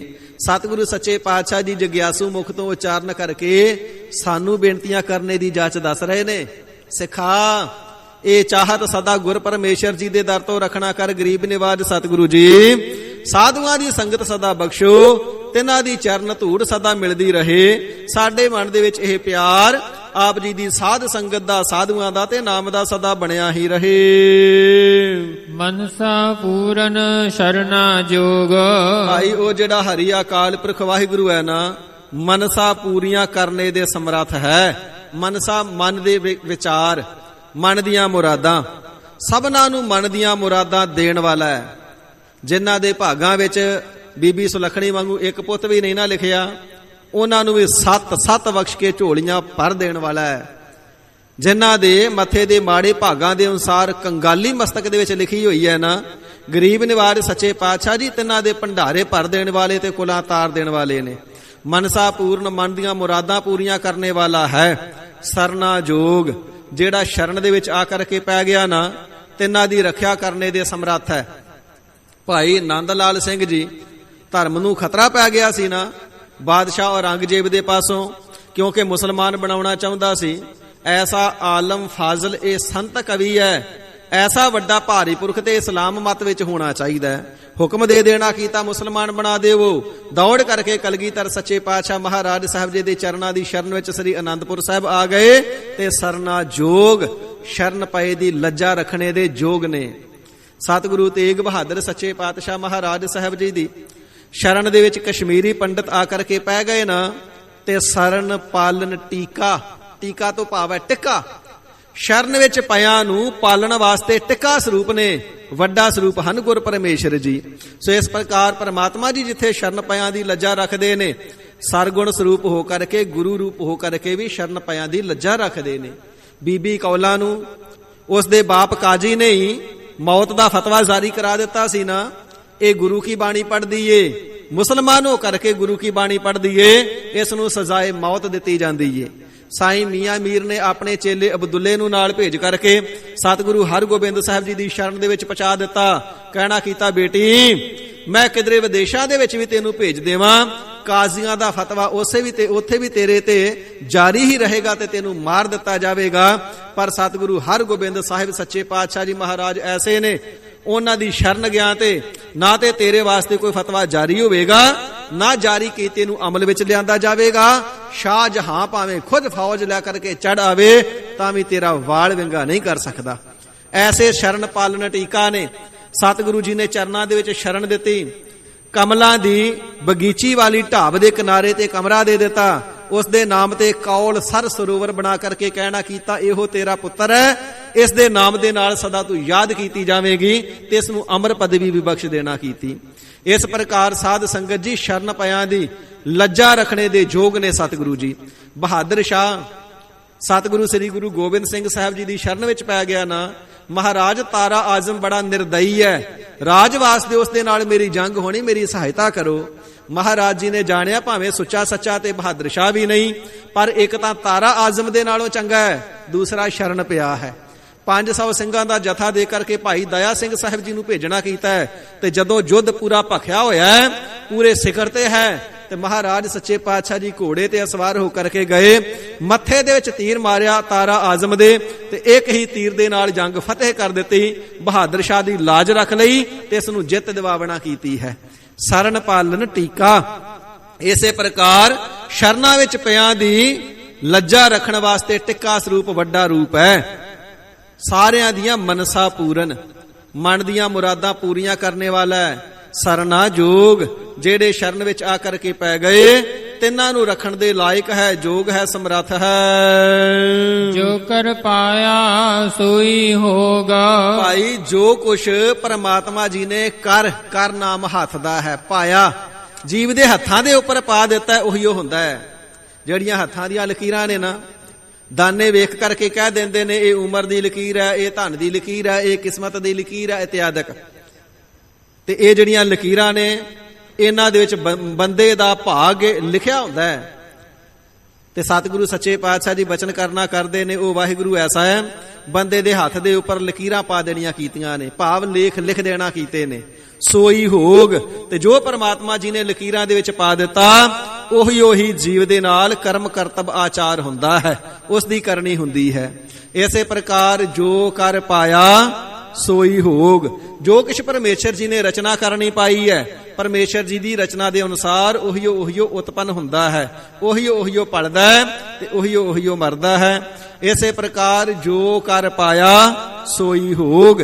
ਹੇ ਜੀਵ, ਜਿਨ੍ਹਾਂ ਕਰਮਾਂ ਨੂੰ ਤੂੰ ਕਰਨਾ ਪਾਵੇਂਗਾ, ਜਿਨ੍ਹਾਂ ਕੰਮਾਂ ਨੂੰ ਤੂੰ ਕਰੇਗਾ, ਉਹ ਹੀ ਦੁੱਖ ਅਤੇ ਸੁੱਖ ਦੇ ਵਿੱਚ ਤੈਨੂੰ ਅਗਲੇ ਜਨਮ ਦੇ ਵਿੱਚ ਭੋਗ ਮਿਲਣਾ ਕਰਨਗੇ। ਇਸੇ ਪ੍ਰਕਾਰ ਹਜ਼ੂਰ ਫਰਮਾਵਣਾ ਕਰਦੇ ਨੇ, ਜੋ ਕਰ ਪਾਇਆ। ਜੇ ਸਤਿਗੁਰੂ ਜੀ ਦੇ ਚਰਨਾਂ ਦੀ ਸ਼ਰਨ ਵਿੱਚ ਆ ਕਰਕੇ ਬੰਦਗੀ ਕਰਨੀ ਪਾਵੇਗਾ, ਸਿਮਰਨ ਨੂੰ ਕਰ ਲਵੇਗਾ, ਸੋਈ ਹੋਗ, ਤੇ ਵਾਹਿਗੁਰੂ ਜੀ ਦੇ ਦਰ ਤੇ ਬਖਸ਼ਿਆ ਜਾਵੇਗਾ, ਉਸ ਦਾ ਪਿਆਰਾ ਹੋ ਜਾਵੇਗਾ ਤੂੰ। ਹਰਨ ਭਰਨ ਜਾ ਕਾ ਨੇਤਰ ਫੋਰ। ਪਿਆਰਿਓ, ਉਹ ਵਾਹਿਗੁਰੂ ਐਸਾ ਸਮਰੱਥ ਹੈ ਹਰਨ ਭਰਨ, ਸਾਰੀ ਸ੍ਰਿਸ਼ਟੀ ਨੂੰ ਹਰਿਆਂ ਭਰਿਆਂ ਕਰ ਦੇਣਾ ਇੱਕ ਅੱਖ ਦੇ ਫੌਰ ਦੇ ਵਿੱਚ ਹੀ ਹੈ। ਇੱਕ ਅੱਖ ਫੌਰ ਤੋਂ ਭਾਵ ਹੈ ਝਮਕਣਾ। ਜਿਤਨਾ ਅੱਖ ਝਮਕਣ ਦਾ ਸਮਾਂ ਨਾ, ਇਤਨੇ ਸਮੇਂ ਦੇ ਅੰਦਰ ਪਰਮਾਤਮਾ ਜੀ ਕਰੋੜਾਂ ਬ੍ਰਹਮੰਡਾਂ ਨੂੰ ਸਾਜ ਦੇਣ ਵਾਲੇ ਨੇ, ਤੇ ਅੱਖ ਦੇ ਫੁਰਕ ਦੇ ਨਾਲ, ਅੱਖ ਦੇ ਫੌਰ ਦੇ ਨਾਲ, ਅੱਖ ਝਮਕਣ ਦੇ ਸਮੇਂ ਵਿੱਚ ਕਰੋੜਾਂ ਬ੍ਰਹਮੰਡਾਂ ਨੂੰ ਨਾਸ਼ ਕਰ ਦੇਣ ਵਾਲੇ ਨੇ। ਹਰਨ ਸਭ ਨੂੰ ਨਾਸ਼ ਕਰ ਦੇਣਾ, ਭਰਨ ਸਭਨਾਂ ਦੇ ਪੇਟ ਨੂੰ ਭਰਨਾ, ਅਥਵਾ ਸਭਨਾਂ ਦੀ ਪ੍ਰਤ ਪਾਲਣਾ ਕਰਨੀ, ਜਿਸ ਦੇ ਇੱਕ ਅੱਖ ਦੇ ਇਸ਼ਾਰੇ ਤੇ ਟਿਕੇ ਹੋਏ ਨੇ। ਜਿਵੇਂ ਮਾਤਾ ਪਿਤਾ ਬੱਚੇ ਨੂੰ ਸੈਨਤ ਮਾਰ ਦਿੰਦੇ, ਬੱਚਾ ਝੱਟ ਦੌੜ ਕੇ ਕੰਮ ਕਰ ਦਿੰਦਾ ਨਾ, ਉਹ ਅੱਖ ਦਾ ਫੌਰ, ਅੱਖ ਦਾ ਇਸ਼ਾਰਾ ਹੈ। ਕਰੋੜਾਂ ਬ੍ਰਹਮੰਡਾਂ ਦੀ ਸਿਰਜਣਾ, ਪਾਲਣਾ ਤੇ ਨਾਸ਼ ਕਰਨਾ ਵਾਹਿਗੁਰੂ ਜੀ ਦੇ ਇੱਕ ਇਸ਼ਾਰੇ ਦਾ ਮੁਤਾਜ ਹੈ। ਐਸਾ ਸਮਰੱਥਾਵਾਨ ਹੈ ਉਹ। ਇਸੇ ਪ੍ਰਕਾਰ ਸਾਧ ਸੰਗਤ ਜੀ, ਪੁਰਾਣਿਕ ਗ੍ਰੰਥਾਂ ਦੇ ਅੰਦਰ ਅਤੇ ਵੇਦਾਂਤ ਦੇ ਅੰਦਰ ਜ਼ਿਕਰ ਆਉਂਦਾ ਹੈ ਕਿ ਵਾਹਿਗੁਰੂ ਜੀ ਦੇ ਅੱਖ ਦਾ ਫੌਰ ਵੀ ਕਿਤਨਾ ਵੱਡਾ ਹੈ। ਜਿਤਨਾ ਵੱਡਾ ਉਹ ਦਾਤਾ ਆਪ, ਦਾਤਾ ਉਸ ਦੀਆਂ ਉਤਨੀਆਂ ਵੱਡੀਆਂ, ਉਤਨੇ ਵੱਡੇ ਉਸ ਦੇ ਨੇਤਰ, ਤੇ ਅੱਖ ਦਾ ਝਮਕਣਾ ਵੀ ਉਤਨਾ ਹੀ ਵੱਡਾ ਹੈ। ਚਾਰੇ ਹੀ ਯੁੱਗਾਂ ਦੀ ਉਮਰ ਵੇਦਾਂਤੀਆਂ ਨੇ, ਇਸੇ ਪ੍ਰਕਾਰ ਸ਼ਾਸਤਰੀਆਂ ਨੇ ਕਥਨ ਕਰਨਾ ਕੀਤੀ ਏ। ਕਲਯੁਗ ਦੀ ਉਮਰ 4,32,000 ਸਾਲ। ਇਸ ਤੋਂ ਪਹਿਲਾਂ ਜਿਹੜਾ ਲੰਘਿਆ ਏ ਸਾਧ ਸੰਗਤ ਜੀ ਦੁਆਪਰ ਯੁੱਗ, 8,64,000 ਸਾਲ ਉਮਰ ਉਸ ਦੀ ਕਥਨ ਕੀਤੀ ਗਈ ਏ। ਤ੍ਰੇਤੇ ਯੁੱਗ ਦੀ ਜਿਹੜੀ ਉਮਰ ਹੈ 12,96,000 ਸਾਲ ਕਥਨ ਕੀਤੀ ਏ। ਸਤਯੁਗ ਦੀ ਜਿਹੜੀ ਉਮਰ ਹੈ 17,28,000 ਵਰੇ ਕਥਨ ਕਰਨਾ ਕੀਤੀ ਏ। ਚਾਰੇ ਹੀ ਯੁੱਗਾਂ ਦੀ ਉਮਰ ਨੂੰ ਜੋੜ ਲੈਣਾ ਕਰੀਏ ਤੇ ਸਾਧ ਸੰਗਤ ਜੀਓ 43,20,000 ਸਾਲ ਉਮਰ ਬਣਦੀ ਏ ਚਾਰ ਯੁੱਗਾਂ ਦੀ। ਤੇ ਜਦੋਂ ਚਾਰ ਯੁੱਗ ਲੰਘ ਜਾਂਦੇ ਨੇ, 43,20,000 ਸਾਲ ਲੰਘ ਜਾਂਦੇ ਨੇ, ਚਾਰ ਯੁੱਗ ਲੰਘਣੇ ਕਰਕੇ ਇਸ ਨੂੰ ਯੁੱਗਾਂ ਦੀ ਚੌਂਕੜੀ ਕਿਹਾ ਜਾਂਦਾ ਹੈ। ਐਸੇ ਯੁੱਗਾਂ ਦੀ ਜਦੋਂ 1000 ਚੌਂਕੜੀ ਲੰਘ ਜਾਂਦੀ ਏ, ਭਾਵ 1000 ਵਾਰ ਚਾਰੇ ਯੁੱਗ ਬਤੀਤ ਹੋ ਜਾਂਦੇ ਨੇ, ਤੇ ਸਾਧ ਸੰਗਤ ਜੀ ਇਹ ਸਮਾਂ ਬਣਦਾ ਹੈ 4 ਅਰਬ 32 ਕਰੋੜ ਸਾਲ ਦਾ। ਤੇ ਇਤਨਾ ਸਮਾਂ ਜਦੋਂ ਲੰਘ ਜਾਂਦਾ ਤੇ ਬ੍ਰਹਮੇ ਦਾ ਇੱਕ ਦਿਨ ਬਣਦਾ ਹੈ। ਉਪਰੰਤ ਫਿਰ 4 ਅਰਬ 32 ਕਰੋੜ ਸਾਲ ਹੋਰ ਲੰਘ ਜਾਣ, ਚਾਰੇ ਯੁੱਗਾਂ ਦੀ 1000 ਚੌਂਕੜੀ ਹੋਰ ਲੰਘ ਜਾਵੇ, ਤੇ ਬ੍ਰਹਮੇ ਦੀ ਇੱਕ ਰਾਤ ਬਣਦੀ ਏ। ਏਡੇ ਵੱਡੇ ਬ੍ਰਹਮੇ ਦੇ ਦਿਨ ਨੂੰ ਕਲਪ ਆਖਿਆ ਜਾਂਦਾ ਹੈ। ਜਿਤਨਾ ਵੱਡਾ ਦਿਨ ਉਤਨੀ ਵੱਡੀ ਰਾਤ। ਐਸੇ ਦਿਨਾਂ ਦੀ ਸੰਗਿਆ ਕਰਕੇ 360 ਦਿਨ ਤੇ ਰਾਤਾਂ ਜਦੋਂ ਲੰਘ ਜਾਂਦੀਆਂ ਨੇ, ਬ੍ਰਹਮੇ ਦਾ ਇੱਕ ਸਾਲ ਆਖਿਆ ਜਾਂਦਾ ਹੈ। ਇਸ ਨੂੰ ਦਿਵ ਵਰਖ ਆਖਿਆ ਜਾਂਦਾ ਹੈ। ਐਸੇ 100 ਸਾਲ ਬ੍ਰਹਮੇ ਦੀ ਉਮਰ ਹੈ। ਤੇ ਸਾਧ ਸੰਗਤ ਜੀ 100 ਸਾਲ ਲੰਘਣ ਤੋਂ ਉਪਰੰਤ ਜਿਹੜਾ ਬ੍ਰਹਮਾ ਹੈ ਉਹ ਪੂਰਾ ਹੋ ਜਾਂਦਾ, ਉਹ ਸਮਾ ਜਾਂਦਾ, ਉਹ ਮਰ ਜਾਂਦਾ ਹੈ। ਤੇ ਜਿਹੜਾ ਬ੍ਰਹਮੇ ਦਾ ਇੱਕ ਸਾਲ ਹੈ ਨਾ, ਉਹ ਵਿਸ਼ਨੂੰ ਜੀ ਦਾ ਇੱਕ ਦਿਨ ਬਣਦਾ ਹੈ। ਉਹ ਜੇ 360 ਜਿਸ ਵੇਲੇ ਦਿਨ ਲੰਘ ਜਾਂਦੇ ਨੇ ਤੇ ਉਸ ਦਾ ਇੱਕ ਸਾਲ ਬਣਦਾ ਹੈ, ਤੇ ਫਿਰ ਉਹ ਜਿਹੜੇ ਦਿਵ ਵਰਖ ਨੇ ਉਹ ਵਿਸ਼ਨੂੰ ਦੀ ਉਮਰ ਮੰਨੀ ਜਾਂਦੀ ਏ। ਇਸੇ ਪ੍ਰਕਾਰ ਸਾਧ ਸੰਗਤ ਜੀ, ਜਿਹੜਾ ਵਿਸ਼ਨੂੰ ਦਾ ਇੱਕ ਸਾਲ ਹੈ ਨਾ, ਉਹ ਮਹਾਦੇਵ ਦਾ ਇੱਕ ਦਿਨ ਬਣਦਾ ਹੈ। ਉਹ ਜੇ 360 ਸਾਲ ਲੰਘ ਜਾਣ ਤੇ ਸ਼ਿਵਾ ਦਾ, ਮਹਾਦੇਵ ਦਾ ਇੱਕ ਸਾਲ ਬਣਦਾ ਹੈ। ਉਹ ਜਿਹਾ 100 ਸਾਲ ਜਦੋਂ ਲੰਘ ਜਾਵੇ ਫਿਰ ਸ਼ਿਵ ਜੀ ਵੀ ਸਮਾ ਜਾਂਦਾ ਹੈ, ਉਹ ਵੀ ਪੂਰਾ ਹੋ ਜਾਂਦਾ ਹੈ, ਉਹ ਵੀ ਮਰ ਜਾਂਦਾ ਹੈ। ਉਦੋਂ ਫਿਰ ਮਹਾ ਪਰਲਾ ਦਾ ਸਮਾਂ ਹੁੰਦਾ ਹੈ। ਉਮਰਾਂ ਦੇ ਵਿੱਚੋਂ ਸਾਰਿਆਂ ਦੀ ਜਿਹੜੀ ਲੰਬੀ ਉਮਰ ਹੈ ਉਹ ਇਸ ਪ੍ਰਕਾਰ ਸਾਧ ਸੰਗਤ ਜੀ ਮਹਾਦੇਵ ਦੀ ਮੰਨੀ ਗਈ ਏ, ਜਿਹੜਾ 88,000 ਧਰਤੀ ਦੇ ਯੁੱਗ ਚੌਂਕੜਾ ਲਾ ਕਰਕੇ ਰੱਖਦਾ ਤੇ ਸਮਾਧੀ ਹੀ ਲਾਉਂਦਾ ਹੈ। ਤੇ ਸਾਧ ਸੰਗਤ ਜੀ, ਸ਼ਾਸਤਰ ਕਰਤਾ ਕਥਨ ਕਰਦੇ ਨੇ ਜਿਸ ਵੇਲੇ ਐਸੀ ਦਿਵ ਵਰਖਾ ਦੀ ਮਹਾਦੇਵ ਦੀ 100 ਸਾਲ ਦੀ ਉਮਰਾਂ ਲੰਘ ਜਾਂਦੀ ਏ, ਪੂਰੀ ਉਮਰ ਉਸ ਦੀ ਗੁਜ਼ਰ ਜਾਂਦੀ ਏ ਨਾ, ਤੇ ਅਕਾਲ ਪੁਰਖ ਵਾਹਿਗੁਰੂ ਜੀ ਦੀ ਅੱਖ ਦਾ ਫੌਰ ਹੁੰਦਾ ਹੈ। ਅੱਖ ਦਾ ਖੋਲਣ ਅਤੇ ਮੀਚਣ ਦਾ ਸਮਾਂ ਹੀ ਆ ਇਹ ਵਾਹਿਗੁਰੂ ਜੀ ਦਾ। ਇਹ ਹੈ ਵਾਹਿਗੁਰੂ ਜੀ ਦਾ ਹਰਨ ਪਰਨ, ਜੋ ਕਾਇਨਾਤ ਦਾ ਨਿਮਖ ਬਣਦਾ ਹੈ। ਅੱਖ ਦਾ ਫੌਰ ਵਾਹਿਗੁਰੂ ਜੀ ਦਾ। ਤੇ ਪਾਤਸ਼ਾਹ ਜੀ ਫਰਮਾਨ ਕਰਨਾ ਕਰਦੇ ਨੇ, ਇਸ ਪ੍ਰਕਾਰ ਜੋ ਕਾਇਨਾਤ ਦਾ ਨਿਮਖ ਹੈ, ਵਾਹਿਗੁਰੂ ਜੀ ਦੀ ਅੱਖ ਦਾ ਫੌਰ ਹੈ, ਇਤਨੇ ਸਮੇਂ ਦੇ ਅੰਦਰ ਵਾਹਿਗੁਰੂ ਸ੍ਰਿਸ਼ਟੀ ਨੂੰ ਪੈਦਾ ਕਰਦਾ ਤੇ ਲੈਤਾ ਕਰ ਦਿੰਦਾ ਹੈ। ਚਾਰੇ ਪਰਲੋ ਦੇ ਸਵੇਤ, ਸੋ ਨਿਤ ਪਰਲੋ, ਨਿਮਿਤ ਪਰਲੋ, ਅਵਾਂਤਰ ਪਰਲੋ ਤੇ ਮਹਾਪਰਲੋ, ਚਾਰੇ ਪਰਲੋ ਨਿਬੜ ਜਾਂਦੀਆਂ ਨੇ ਉਸ ਦੇ ਅੱਖ ਦੇ ਫੌਰ ਦੇ ਵਿੱਚ। ਇੱਥੇ ਵਾਹਿਗੁਰੂ ਜੀ ਦੀ ਵਿਆਪਕਤਾ ਜਾਣਨੀ, ਅੱਖ ਦੇ ਖੋਲਣ ਅਤੇ ਝਮਕਣ ਦੇ ਸਮੇਂ ਦੇ ਅੰਦਰ ਹੀ ਸਾਰੀ ਸ੍ਰਿਸ਼ਟੀ ਨੂੰ ਭਰਨ ਪਾਲਣ ਵਾਲਾ ਤੇ ਹਰਨ ਨਾਸ਼ ਕਰਨ ਵਾਲਾ ਹੈ। ਹਰਨ ਨਾਸ਼ ਕਰਕੇ ਉਪਰੰਤ ਪੈਦਾ ਕਰਕੇ ਭਰਨ ਵਾਲਾ ਹੈ ਅੱਖ ਦੇ ਫੌਰ ਦੇ ਵਿੱਚ ਹੀ। ਇਤਨਾ ਉਹ ਸਮਰੱਥਾਵਾਨ ਪਰਮ ਦਇਆਲੂ ਵਾਹਿਗੁਰੂ ਹੈ। ਤਿਸਕਾ ਮੰਤਰ ਨ ਜਾਣੈ ਹੋਰ। ਸਮੇਂ ਦੇ ਗਰਭ ਦੇ ਵਿੱਚ ਕੀ ਲੁਕਿਆ, ਇਸ ਨੂੰ ਕੋਈ ਨਹੀਂ ਜਾਣ ਸਕਦਾ। ਜਿਸ ਕਾ, ਜੇ ਤਿਸ ਕਾ, ਤਿਸ ਵਾਹਿਗੁਰੂ ਜੀ ਦਾ ਮੰਤ, ਮੰਤ ਤੋਂ ਭਾਵ ਹੈ ਮੰਤਰ। ਜਿਵੇਂ ਰਾਜਿਆਂ ਨੇ ਕੋਲ ਮੰਤਰੀ ਰੱਖੇ ਹੁੰਦੇ ਨੇ ਨਾ ਵਿਚਾਰ ਕਰਨ ਵਾਸਤੇ, ਤੇ ਇਸ ਵਾਹਿਗੁਰੂ ਜੀ ਦਾ ਕੋਈ ਮੰਤਰੀ ਨਹੀਂ। ਤੇ ਤਿਸ ਦੇ ਮੰਤਰ ਨੂੰ, ਤਿਸ ਦੀ ਮਰਜ਼ੀ ਨੂੰ, ਤਿਸ ਦੇ ਹੁਕਮ ਨੂੰ ਨਾ ਜਾਣਨਾ ਹੋਰ ਕੋਈ ਜਾਣ ਨਹੀਂ ਸਕਦਾ। ਵਾਹਿਗੁਰੂ ਜੀ ਨੇ ਆਉਣ ਵਾਲੇ ਸਮੇਂ 'ਚ ਕਿਹੜਾ ਭਾਣਾ, ਕਿੱਥੇ, ਕਦੋਂ, ਕਿਵੇਂ ਵਰਤਾ ਦੇਣਾ, ਕੋਈ ਨਹੀਂ ਜਾਣ ਦੇਣਾ, ਕੋਈ ਨਹੀਂ ਜਾਣ ਸਕਦਾ। ਸੋ ਵਾਹਿਗੁਰੂ ਜੀ ਦਾ ਪਾਵਨ ਸਰੂਪ ਐਸਾ ਹੈ, ਬਖਸ਼ਿਸ਼ ਐਸੀ ਏ, ਇਸੇ ਪ੍ਰਕਾਰ ਬਲ ਐਸਾ ਹੈ, ਧਰਤੀ ਤੇ ਆਕਾਸ਼ ਚੜਾਵੈ, ਚੜੇ ਆਕਾਸ਼ ਗਿਰਾਵੈ। ਜਲ ਤੇ ਥਲ ਕਰ, ਥਲ ਤੇ ਕੂਆ, ਕੂਪ ਤੇ ਮੇਰ ਕਰਾਵੈ। ਧਰਤੀ ਤੇ ਆਕਾਸ਼ ਚੜਾਵੈ, ਚੜੇ ਆਕਾਸ਼ ਗਿਰਾਵੈ। ਖਿਨ ਮਾਤਰ ਸਮੇਂ ਦੇ ਅੰਦਰ ਨਵੀਆਂ ਸ੍ਰਿਸ਼ਟੀਆਂ ਸਾਜਣ ਦੇ ਸਮਰੱਥ ਹੈ। ਖਿਨ ਮਾਤਰ ਸਮੇਂ ਦੇ ਅੰਦਰ ਸ੍ਰਿਸ਼ਟੀਆਂ ਨੂੰ ਤਬਾਹ ਕਰਨ ਦੇ ਸਮਰੱਥ ਹੈ। ਇੱਕ ਜਰਾ ਜਿੰਨੀ ਸੁਨਾਮੀ ਆਉਂਦੀ ਏ, ਲੱਖਾਂ ਲੋਕ ਮਰ ਜਾਂਦੇ ਨੇ। ਇੱਕ ਇੰਨਾ ਛੋਟਾ ਵਾਇਰਸ ਕਰੋਨਾ ਵਰਗਾ ਆਉਂਦਾ ਜਿਹੜਾ ਨਜ਼ਰ ਵੀ ਨਹੀਂ ਆਉਂਦਾ, ਕੁੱਲ ਦੁਨੀਆ ਦੇ ਦੇਸ਼ ਘਰ ਤੇ ਸੜਕਾਂ ਬੰਦ ਹੋ ਜਾਂਦੀਆਂ ਨੇ। ਕਦੇ ਕਿਸੇ ਨੇ ਚਿਤਵਿਆ ਸੀ ਐਸਾ ਸਮਾਂ ਵੀ ਆਵੇਗਾ ਕਿ ਪੂਰਾ ਸੰਸਾਰ ਤਾਲਿਆਂ ਦੇ ਅੰਦਰ ਘਰਾਂ ਵਿੱਚ ਬੈਠ ਜਾਵੇਗਾ। ਤਿਸ ਕਾ ਮੰਤ ਨਾ ਜਾਣਾ ਹੋਰ, ਤਿਸ ਦੇ ਮੰਤਰ ਨੂੰ, ਤਿਸ ਦੇ ਸਲਾਹ ਨੂੰ, ਉਸ ਤੋਂ ਬਿਨਾਂ ਹੋਰ ਕੋਈ ਜਾਣ ਨਹੀਂ ਸਕਦਾ। ਪੁੱਛ ਨਾ ਸਾਜੇ, ਪੁੱਛ ਨਾ ਢਾਹੇ, ਪੁੱਛ ਨਾ ਦੇਵੈ ਲੇ। ਨਾ ਤੇ ਪੁੱਛ ਕਰਕੇ ਸ੍ਰਿਸ਼ਟੀ ਦੀ ਸਿਰਜਣਾ ਕਰਦਾ ਹੈ, ਨਾ ਕਿਸੇ ਨੂੰ ਪੁੱਛ ਕਰਕੇ ਸ੍ਰਿਸ਼ਟੀ ਨੂੰ ਖਪਾਉਂਦਾ ਹੈ, ਨਾ ਪੁੱਛ ਕਰਕੇ ਕਿਸੇ ਨੂੰ ਦਾਤਾਂ ਦਿੰਦਾ ਤੇ ਨਾ ਪ੍ਰਾਣ ਹਰਦਾ। ਸਭ ਕੁਝ ਆਪਣੀ ਮਰਜ਼ੀ ਦੇ ਨਾਲ ਹੀ ਕਰਦਾ ਹੈ। ਉਸਨੇ ਕਦੋਂ ਕੀ ਕਰ ਲੈਣਾ ਹੈ, ਉਸ ਦੀ ਮਰਜ਼ੀ ਨੂੰ, ਉਸ ਦੇ ਮੰਤਰ ਨੂੰ ਹੋਰ ਕੋਈ ਜਾਣ ਨਹੀਂ ਸਕਦਾ ਹੈ। ਆਨੰਦ ਰੂਪ ਮੰਗਲ ਸਦ ਜਾਕਾ। ਭਾਈ ਉਹ ਆਪ ਆਨੰਦ ਸਰੂਪ ਹੈ, ਸਤ ਚਿਤ ਆਨੰਦ ਸਰੂਪ ਹੈ, ਦ્વੈਤ ਭਾਵਨਾ ਤੋਂ ਰਹਿਤ ਹੈ, ਮਾਇਆ ਦੇ ਤਿੰਨਾਂ ਗੁਣਾਂ ਤੋਂ ਅਸੰਗ ਹੈ, ਸਦਾ ਹੀ ਮੰਗਲ ਦਾ ਦਾਤਾ ਹੈ। ਆਨੰਦ ਰੂਪ ਮੰਗਲ ਸਦ ਜਾਕਾ, ਜਿਸ ਦੇ ਸਤ ਸੰਗਤ ਰੂਪੀ ਘਰ ਵਿੱਚ ਸਦਾ ਮੰਗਲ ਕਲਿਆਣ ਖੁਸ਼ੀਆਂ ਹੀ ਵਰਤਦੀਆਂ ਨੇ। ਜਿਸ ਦੇ ਸੱਚਖੰਡ ਦਰਬਾਰ ਦੇ ਅੰਦਰ ਸਦਾ ਆਨੰਦ ਹੀ ਆਨੰਦ ਤੇ ਮੰਗਲ ਖੁਸ਼ੀਆਂ ਹੀ ਖੁਸ਼ੀਆਂ ਕਲਿਆਣ ਹੈ। ਜਿਸ ਦੇ ਸਰੂਪ ਦੇ ਅੰਦਰ ਜਿਸ ਨੂੰ ਪ੍ਰਾਪਤੀ ਹੋ ਗਈ, ਸਦਾ ਕਲਿਆਣ ਪ੍ਰਾਪਤ ਕਰ ਲੈਂਦਾ, ਸਦਾ ਆਨੰਦ ਸਰੂਪ ਦੇ ਵਿੱਚ ਮਿਲ ਕਰਕੇ ਉਸੇ ਦਾ ਹੀ ਰੂਪ ਹੋ ਜਾਂਦਾ ਹੈ। ਸਰਬ ਥੂਕ ਸੁਨਿਆ ਹੈ ਘਰ ਤਾਕਾ। ਥੂਕ ਦਾ ਅਰਥ ਹੈ ਪਦਾਰਥ। ਸਾਰੇ ਪਦਾਰਥ ਉਸੇ ਦੇ ਘਰ ਵਿੱਚ ਹੀ ਸੁਣੇ ਜਾਂਦੇ ਨੇ। ਸਾਰੇ ਸੰਤ, ਭਗਤ, ਸਾਧੂ, ਮਹਾਤਮਾ, ਵੇਦ, ਸ਼ਾਸਤਰ, ਸਿਮਰਤੀਆਂ, ਸਾਧ ਸੰਗਤ ਜੀ ਸਿਮਰਤੀਆਂ ਪ੍ਰਸਿੱਧ 27 ਨੇ, ਪਰ 30 ਤੋਂ ਜ਼ਿਆਦਾ ਆਮ ਕਰਕੇ ਵੀ ਯੂਨੀਵਰਸਿਟੀਆਂ ਦੇ ਵਿੱਚ ਦੇਖੀਆਂ ਜਾਂਦੀਆਂ ਨੇ। ਇਸ ਤੋਂ ਅੱਗੇ ਸੈਂਕੜੇ ਅਥਵਾ ਹਜ਼ਾਰਾਂ ਹੋਰ ਹੋਣਗੀਆਂ।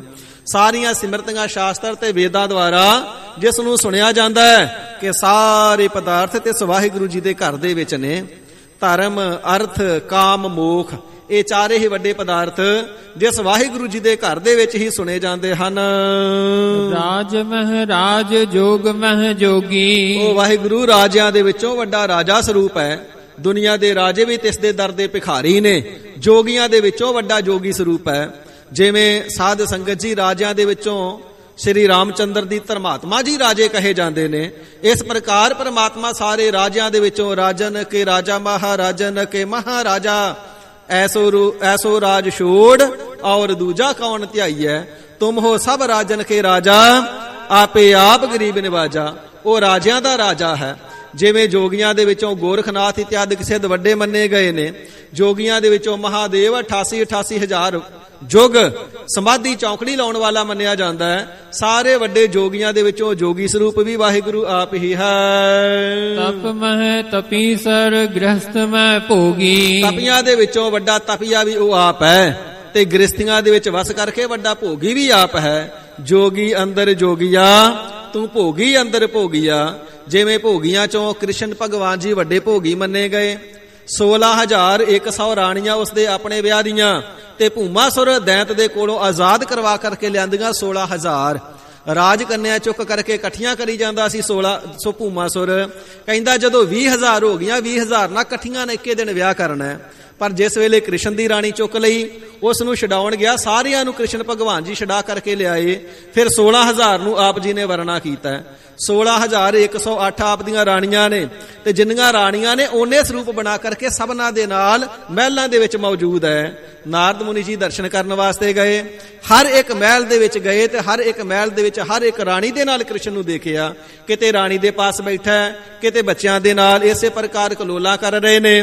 ਤੇ ਕਹਿਣ ਲੱਗਾ ਕ੍ਰਿਸ਼ਨ ਭਗਵਾਨ ਜੀ ਤੇ ਸਭ ਜਗ੍ਹਾ ਤੇ ਭੋਗੀ ਉਹ ਕਰਕੇ ਬੈਠੇ ਨੇ, ਜੇ ਵਿਹਲੇ ਹੁੰਦੇ ਤੇ ਕੁਛ ਮੰਗ ਹੀ ਲੈਂਦਾ। ਇਸ ਪ੍ਰਕਾਰ ਸਾਰੇ ਭੋਗੀਆਂ ਚੋਂ ਜਿਵੇਂ ਕ੍ਰਿਸ਼ਨ ਜੀ ਭੋਗੀ ਵੱਡੇ ਮੰਨੇ ਗਏ, ਕ੍ਰਿਸ਼ਨ ਜੀ ਸਮੇਤ ਸਾਰੇ ਹੀ ਭੋਗੀਆਂ ਦੇ ਵਿੱਚੋਂ ਵੱਡੇ ਭੋਗੀ ਪ੍ਰਮਾਤਮਾ ਜੀ ਆਪ ਨੇ। ਕਿਉਂਕਿ ਸਾਰਿਆਂ ਭੋਗੀਆਂ ਦੇ ਹਿਰਦਿਆਂ ਦੇ ਅੰਦਰ ਬੈਠ ਕਰਕੇ ਭੋਗਾਂ ਨੂੰ ਭੋਗਣ ਵਾਲੇ ਵੀ ਉਹ ਆਪ ਹੀ ਹਨ ਜੀ। ਧਿਆਏ ਧਿਆਏ ਭਗਤ ਸੁਖ ਪਾਇਆ। ਐਸੇ ਪ੍ਰਮਾਤਮਾ ਜੀ ਦੇ ਨਾਮ ਨੂੰ ਧਿਆ ਕਰਕੇ, ਜਪ ਕੇ, ਸਿਮਰ ਕੇ, ਆਰਾਧ ਕੇ ਭਗਤ ਹੈ, ਬਹੁ ਗਿਣਤੀ ਦਾ ਵਾਚਕ ਹੈ। ਅਤਿਅੰਤ ਭਗਤਾਂ ਨੇ ਆਤਮ ਸੁਖ ਨੂੰ ਪ੍ਰਾਪਤ ਕਰਨਾ ਕੀਤਾ ਹੈ ਜੀ। ਨਾਨਕ ਤਿਸ ਪੁਰਖ ਕਾ ਕਿਨੈ ਅੰਤ ਨ ਪਾਇਆ। ਸਤਿਗੁਰੂ ਅਰਜਨ ਦੇਵ ਸੱਚੇ ਪਾਤਸ਼ਾਹ ਮਹਾਰਾਜ ਜੀ ਫਰਮਾਨ ਕਰਨਾ ਕਰਦੇ ਹਨ, ਪਿਆਰਿਓ ਗੁਰਸਿੱਖੋ, ਤਿਸ ਹਰੀ ਅਕਾਲ ਪੁਰਖ ਵਾਹਿਗੁਰੂ ਜੀ ਦਾ ਅੰਤ ਕਿਸੇ ਨੇ ਵੀ ਨਹੀਂ ਪਾਇਆ। ਨਾ ਜੋਗੀ ਸਰੂਪ ਵਿੱਚ, ਨਾ ਭੋਗੀ ਸਰੂਪ ਵਿੱਚ, ਨਾ ਬਿਰਖਤ ਸਰੂਪ ਦੇ ਵਿੱਚ, ਨਾ ਰਾਜਾ ਸਰੂਪ ਦੇ ਵਿੱਚ, ਕਿਸੇ ਵੀ ਸਰੂਪ ਦੇ ਵਿੱਚ ਉਸ ਦਾ ਅੰਤ ਨਹੀਂ ਪਾਇਆ। ਕਿਉਂਕਿ ਸਾਰਿਆਂ ਦੇ ਅੰਦਰ ਵਸਣੇ ਦੇ ਬਾਵਜੂਦ ਵੀ ਬੈਠਾ ਵੇਖੈ ਵੱਖ ਅਕੇਲਾ। ਫਿਰ ਸਾਰਿਆਂ ਦੇ ਨਾਲੋਂ ਇਕਾਂਤ ਵਿੱਚ ਇਕੱਲਾ ਵੱਖ ਹੀ ਬੈਠਾ ਹੋਇਆ। ਭਾਵ ਇਹਨਾਂ ਵਿਕਾਰਾਂ ਦੇ ਵਿੱਚ ਕਿਸੇ ਪ੍ਰਕਾਰ ਲਿਪਾਏਮਾਨਗੀ ਨਹੀਂ ਹੈ, ਤੇ ਇਸ ਨੂੰ ਗਲਤਾਨ ਨਹੀਂ ਹੁੰਦਾ ਹੈ। ਐਸੇ ਹਰੀ ਅਕਾਲ ਪੁਰਖ ਵਾਹਿਗੁਰੂ ਜੀ ਨੂੰ ਜਪ ਕੇ ਜਿਨ੍ਹਾਂ ਨੇ ਪਿਆਰ ਨਾਲ ਜਪਿਆ ਸਤਨਾਮ ਸ੍ਰੀ ਵਾਹਿਗੁਰੂ, ਉਹਨਾਂ ਨੇ ਸੁਖ ਪ੍ਰਾਪਤ ਕੀਤਾ ਹੈ। ਧਿਆ ਕਰਕੇ, ਜਪ ਕਰਕੇ ਤੇ ਇਸ ਸੁਖ ਸਰੂਪ ਪਰਮਾਤਮਾ ਨੂੰ ਪ੍ਰਾਪਤ ਕਰ ਲਿਆ, ਤੇ ਸਾਗਰ ਵਿੱਚ ਬੂੰਦ ਦੇ ਵਾਂਗੂ ਮਿਲ ਗਏ। ਪਰ ਐਸਾ ਹਰੀ ਅਕਾਲ ਪੁਰਖ ਵਾਹਿਗੁਰੂ ਉਹ ਬੇਅੰਤ ਸਰੂਪ ਹੈ, ਤੇ ਇਸ ਦਾ ਅੰਤ ਨਾ ਪੁਰਾਤਨ ਯੁੱਗਾਂ ਦੇ ਵਿੱਚ ਕਿਸੇ ਨੇ ਪਾਇਆ, ਨਾ ਮੌਜੂਦਾ ਸਮੇਂ ਦੇ ਵਿੱਚ ਕਿਸੇ ਨੇ ਪਾਇਆ, ਆਉਣ ਵਾਲੇ ਸਮੇਂ ਦੇ ਵਿੱਚ ਵੀ ਤਿਸ ਦਾ ਕੋਈ ਅੰਤ ਨਹੀਂ ਪਾ ਸਕਦਾ। ਐਸਾ ਵਾਹਿਗੁਰੂ ਬੇਅੰਤ ਸਰੂਪ ਹੈ, ਤੇ ਸਦਾ ਤਿਸ ਦੇ ਨਾਮ ਨੂੰ ਧਿਆਉਣਾ ਹੀ ਚਾਹੀਦਾ ਹੈ, ਸਦਾ ਹੀ ਤਿਸ ਦੇ ਨਾਮ ਨੂੰ ਆਰਾਧਨਾ ਚਾਹੀਦਾ ਹੈ, ਜੋ ਬਖਸ਼ਿੰਦਾ ਹੈ, ਦਾਤਾਂ ਦਾ ਭੰਡਾਰ ਹੈ, ਤੇ ਸਰੂਪ ਰੂਪ ਦੇ ਵਿੱਚ ਮੇਲ ਕਰਕੇ ਆਵਾਗਮਨ ਨੂੰ ਮੇਟਣ ਵਾਲਾ ਹੈ। ਇਸ ਪ੍ਰਕਾਰ ਸਾਧ ਸੰਗਤ ਜੀਓ, ਸ੍ਰੀ ਗੁਰੂ ਅਰਜਨ ਦੇਵ ਸੱਚੇ ਪਾਤਸ਼ਾਹ ਜੀ ਮਹਾਰਾਜ ਪਰਮ ਕਿਰਪਾਲੂ ਜੀ ਰਾਮਸਰ ਸਾਹਿਬ ਸਰੋਵਰ ਦੇ ਕਿਨਾਰੇ ਤੇ ਬੈਠੇ ਹੋਏ ਸ੍ਰੀ ਸੁਖਮਨੀ ਸਾਹਿਬ ਜੀ ਦੀ ਪਾਵਨ ਅੰਮ੍ਰਿਤ ਗੁਰਬਾਣੀ ਸ੍ਰੀ ਸੁਖਮਨੀ ਸਾਹਿਬ ਜੀ ਦੀ ਰਚਨਾ ਕਰ ਰਹੇ ਨੇ। ਸੋ 15 ਸ਼ਲੋਕ ਅਤੇ ਅਸ਼ਟਪਦੀਆਂ ਸੰਪੰਨ ਹੋ ਗਈਆਂ। 16ਵੀਂ ਅਸ਼ਟਪਦੀ ਦੀਆਂ 2 ਪੌੜੀਆਂ ਦੀ ਕਥਾ ਵਿਚਾਰ ਆਪ ਜੀ ਨੇ ਹੁਣ ਤੱਕ ਸਰਵਣ ਕੀਤੀ ਹੈ। ਇਸ ਤੋਂ ਅੱਗੇ ਜਿਵੇਂ ਸਤਿਗੁਰੂ ਸੱਚੇ ਪਾਤਸ਼ਾਹ ਜੀ ਨੂੰ ਭਾਇਆ, ਆਉਣ ਵਾਲੇ ਦੀਵਾਨਾਂ ਦੇ ਵਿੱਚ ਸਰਵਣ ਅਤੇ ਕਥਨ ਕਰਾਂਗੇ। ਗਰੀਬ ਨਿਵਾਜ ਸਤਿਗੁਰੂ ਸੱਚੇ ਪਾਤਸ਼ਾਹ ਮਹਾਰਾਜ ਪਰਮ ਕਿਰਪਾਲੂ ਸ੍ਰੀ ਗੁਰੂ ਗੋਬਿੰਦ ਸਿੰਘ ਸਾਹਿਬ ਕਲਗੀਧਰ ਜੀ ਕਿਰਪਾਲਤਾ ਕਰਕੇ ਚਰਨਾ ਕਮਲਾਂ ਵਿਖੇ ਹਾਜ਼ਰੀਆਂ ਸਭਨਾਂ ਦੀਆਂ ਦਰ ਪ੍ਰਵਾਨ ਕਰੋ। ਭੁੱਲਾਂ ਚੁੱਕਾਂ ਦੀ ਖਿਮਾ ਬਖਸ਼ੋ, ਪਿਆਰੀ ਗੁਰਸਿੱਖੀ ਬਖਸ਼ ਕਰਕੇ ਕਿਰਤਾਰਥ ਕਰੋ। ਸਾਧ ਸੰਗਤ ਜੀ ਆਪ ਦੀ ਸਮਰਾਥੋਂ ਭੁੱਲਾਂ ਚੁੱਕਾਂ ਦੀ ਖਿਮਾ ਬਖਸ਼ਣੀ। 2 ਪੰਕਤੀਆਂ ਪੜ੍ਹ ਕਰਕੇ ਸਮਾਪਤੀ ਹੈ ਜੀ। ਧਿਆਏ ਭਗਤ ਸੁਖ ਪਾਇਆ, ਨਾਨਕ ਤਿਸ ਪੁਰਖ ਕਾ ਕਿਨੈ ਅੰਤ ਨਾ ਪਾਇਆ। ਵਾਹਿਗੁਰੂ ਜੀ ਕਾ ਖਾਲਸਾ, ਵਾਹਿਗੁਰੂ ਜੀ ਕੀ ਫਤਿਹ। ਹੇ ਅਚੁੱਤ ਹੇ ਪਾਰ ਬ੍ਰਹਮ ਅਬਿਨਾਸੀ ਅਗਨਾਸ, ਹੇ ਪੂਰਨ ਹੇ ਸਰਬ ਮੈਂ ਦੁਖ ਭੰਜਨ ਗੁਣਤਾਸ। ਹੇ ਸੰਗੀ ਹੇ ਨਿਰੰਕਾਰ, ਹੇ ਨਿਰਗੁਣ ਸਭ ਟੇਕ, हे गोविंद हे गुण निधान जाकै सदा विवेक। हे अपरंपर हर हरे हह पी होवनहार। हे संतह कै सदा संग निधारा आधार। हे ठाकुर हो दासरो मैं निर्गुण गुण नहीं कोय। नानक दीजै नाम दान राखो हिया परोय। आई प्रभ सरनागति कृपा निध दयाल। एक अखर हर मन बसत नानक होत निहाल। वाहिगुरु नाम जहाज है चढ़े सो उतरै पार। जो सरदा कर सेव दे गुर पार उतारनहार। कथा निता प्रत होत है सुनो सो सिंह सुजान। नानक गुरु गोविंद सिंह जी सदा कर कल्याण। नानक गुरु गोविंद सिंह जी सदा कर कल्याण। वाहिगुरु जी का खालसा वाहिगुरु जी की फतेह। गाज के जयकार जावे सो निहाल हो जावे। सत श्री अकाल गुरबार अकाल देग तेग फतेह। गुरु पंथ घाल से दीदरा दिन चढ़दी कला रखनी सचे पातशाह जी महाराज।